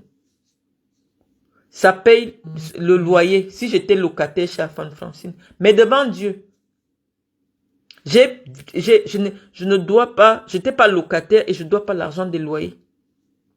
Si ça vous fait plaisir, je ne sais pas pourquoi ça doit être honteux qu'une femme chef d'entreprise qui crée des entreprises à des mamans grâce au financement qu'elle prend à l'étranger, et vous venez vous être content qu'elle est bloquée, qu'on dit qu'elle n'a pas payé ses loyers où elle habite. Mais elle donne du travail à vos petits frères, elle donne du travail à vos mamans. La sorcellerie, c'est quelque chose. Donc, voilà ce que je venais te dire, Guylaine Chapuis. Je sais pas, je veux pas rester long parce que je n'aime pas faire les longs directs. Moi, je recherche pas les vues. Je suis en train de te dire que Compressor est mieux que toi parce que si moi je devais lui donner un conseil, faut pas qu'elle ouvre le restaurant. Le restaurant est un secteur très sensible. Quand tu es quelqu'un qui est dans les insultes et les clashs, quand tu fais ce qui entre dans la bouche des gens, les gens auront peur du poison. C'est pas parce que tu as le talent de cuisine que tu peux gérer un restaurant. La gestion nécessite des notions de comptabilité. Parce que dès que tu crées une entreprise, tu deviens maintenant redevable à l'État français. C'est les problèmes. À mon avis, Compresso devait créer aussi sa web TV pour aller interviewer les gens qui sont dans des problèmes sociaux, les problèmes de famille, les gens qui veulent dénoncer. Quand tu veux qu'elle vienne dénoncer ton problème, elle fait de la télévision à domicile. Elle vient chez toi, elle montre les Camerounais qui réussissent dans l'entrepreneuriat, les Bassa qui font les grandes choses, elle voyage partout. Parce qu'elle a le don de l'éloquence. Elle est éloquente alors qu'elle n'est pas là à l'école. Mais un restaurant, tu ne peux pas le gérer parce qu'il faut maîtriser la gestion des stocks. Tu n'as jamais étudié la gestion des stocks. On n'ouvre pas un business juste pour se faire plaisir que j'ai aussi. Ce que tu aimes dans le privé. Moi, je suis une bonne cuisinière dans le privé. Mais je ne peux jamais aller postuler quelque part que je travaille en cuisine. Parce que non, quand on est déjà au niveau professionnel, la rigueur et l'exigence, ce n'est plus pareil que ce que tu fais à la maison pour te faire plaisir. Donc, c'est mon conseil à donner parce que tu te compares à Compresso. Compresso a une éloquence que même en France, si elle voulait faire de l'animation radio, elle peut faire de l'animation radio. Et quand on dit animation radio, là, ça veut dire que même être présentatrice des émissions, même au Cameroun, à Canal 2, elle peut. À un certain âge, je réfléchissais à rentrer. Si l'Europe, ça ne donne pas. Elle a déjà une petite notoriété. Canal 2 peut lui créer une émission. Il faut qu'elle écrive seulement que non, j'ai mon concept. Et tous les mois, avec ses publicités et tout, elle peut se retrouver avec 2 millions. Mais est-ce que Compresso sait combien il faut faire par mois pour avoir un bénéfice d'1 million dans la restauration africaine? Les Noirs ne mangent pas au restaurant. Les Noirs ne mangent pas au restaurant en France. Donc, quand tu as un projet, il faut faire ce qu'on appelle le business plan. Il faut faire une étude de marché. En fonction de ta personnalité, il y a des business, même si tu as envie de faire, ça ne peut pas cadrer. Entre plutôt dans la production audiovisuelle. Tu vas avoir, tu vas devenir une icône. Parce que tu as les manières, tu as l'éloquence. Tu crées un concept d'émission télé, tu passes souvent fait 3 mois au Cameroun, tu tournes, on met en boîte, on te paye tes 10 millions, tu rentres en France. Crée un concept de radio où les gens de la diaspora qui sont au Cameroun viennent, crée un concept radio ou télé. Tu vends à une chaîne de télé. Tu as ton émission. Quand vous avez commencé dans quelque chose que les gens vous ont connu par là et vous ont aimé par là ou détesté par là, ça veut dire que c'est là que Dieu a mis ton talent. Parce qu'il y a des gens qui veulent parler sur le téléphone. Comme une idiote là, si c'est la matière du quad. Les dents sont comme si c'est les pioches des pisonniers. Il y a des gens qui veulent s'exprimer, mais ils n'ont pas le charisme qui capte les gens à t'écouter. Quand tu as le charisme qui pousse les gens à t'écouter, ça veut dire que tu as le don de la parole. C'est dans la parole que tu dois travailler. C'est dans la parole que tu dois trouver ton argent. Dans les affaires de restaurant, tu n'as aucune notion de gestion. Aucune notion de comptabilité. Ça veut dire que tu vas créer ton restaurant. C'est les gens qui vont écrire pour toi, qui vont gagner l'argent de ton restaurant. Parce que toi, même l'arithmétique, tu ne sais pas faire. Donc, n'entre pas dans quelque chose, c'est quelqu'un qui doit t'expliquer que non, la gestion des stocks, c'est comme ça, la comptabilité, les bouteilles de vin, tu ne vas pas t'en sortir.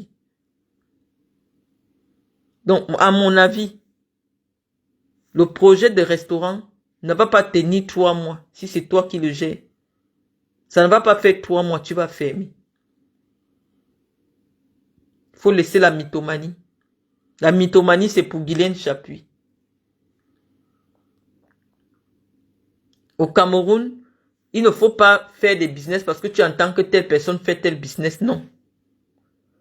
En Europe, quand tu veux créer une entreprise, on te demande ton parcours personnel qui te permet de... Parce que pour que la banque t'accompagne, On va te demander pourquoi, qu'est-ce qui est dans ton CV te permet de croire que tu peux avoir une franchise McDonald's. Si quand mon mari va avoir l'âge de devenir franchisé, il va dire, voilà, j'ai passé 15 ans chez McDonald's, j'ai occupé tous les postes de chez McDonald's, je sais gérer ceci. McDonald's va lui dire, ok, vous devenez franchisé McDonald's. Nous vous posons 3 millions d'euros de chiffre d'affaires. Il faut avoir un parcours quelque part. Il faut avoir la légitimité d'un métier. Si toi, tu dois travailler, avoir ton propre restaurant qui a 3 millions de chiffre d'affaires, il faut toi-même déjà avoir travaillé dans un restaurant pour savoir qui sont les fournisseurs, pour savoir sur quel produit on dégage des marges. Tu ne sais pas tout ça. Tu ne sais pas tout ça parce que pour toi, tu veux seulement qu'on dise ouverture du restaurant de compressor. Les gens mettent sur Facebook. Après, sur le plan financier, tu n'en tiens pas. Parce que tu n'as pas l'expérience professionnelle dans le truc. Nous, on prend les expériences ici, en France. Pourquoi? Parce qu'on aimerait, quand on part au Cameroun, travailler avec le blanc, même dans n'importe quel secteur, c'est toujours un plus. Parce que le blanc a une exigence professionnelle qu'on ne retrouve pas chez les noirs. Donc, une personne qui a travaillé avec le blanc, il est toujours plus compétitif que quelqu'un qui n'a travaillé qu'avec les noirs. Donc oui, effectivement, tu n'as jamais travaillé avec les blancs. Tu n'as jamais travaillé. Donc tu ne connais pas les exigences fiscales. Il faut maîtriser la fiscalité. Pour faire les déclarations des impôts. Même moi, pour ma structure Les Ailes de l'Afrique, c'est mon époux qui fait les déclarations fiscales. Parce qu'il travaille dans une entreprise qui fait des déclarations fiscales pour un chiffre d'affaires de 3 millions d'euros.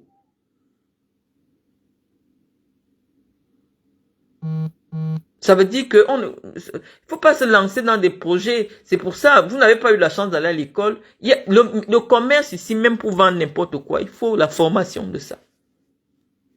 Si tu n'as pas fait la formation de ça, laisse tomber. On t'a connu comme une chroniqueuse sur Facebook. Crée ta chronique, crée des émissions, des concepts. Tu peux vendre à des chaînes de télé au Cameroun parce que vous avez éclipsé les chaînes de télé. Donc sur ce, les amis, moi, je suis là debout. Je dors de 19h à 3-4h du matin. Après, je m'endors encore parce que c'est le week-end. Je vais profiter de mon week-end. Je vous souhaite bien des choses. Je crois qu'on est en début de journée là. À très bientôt.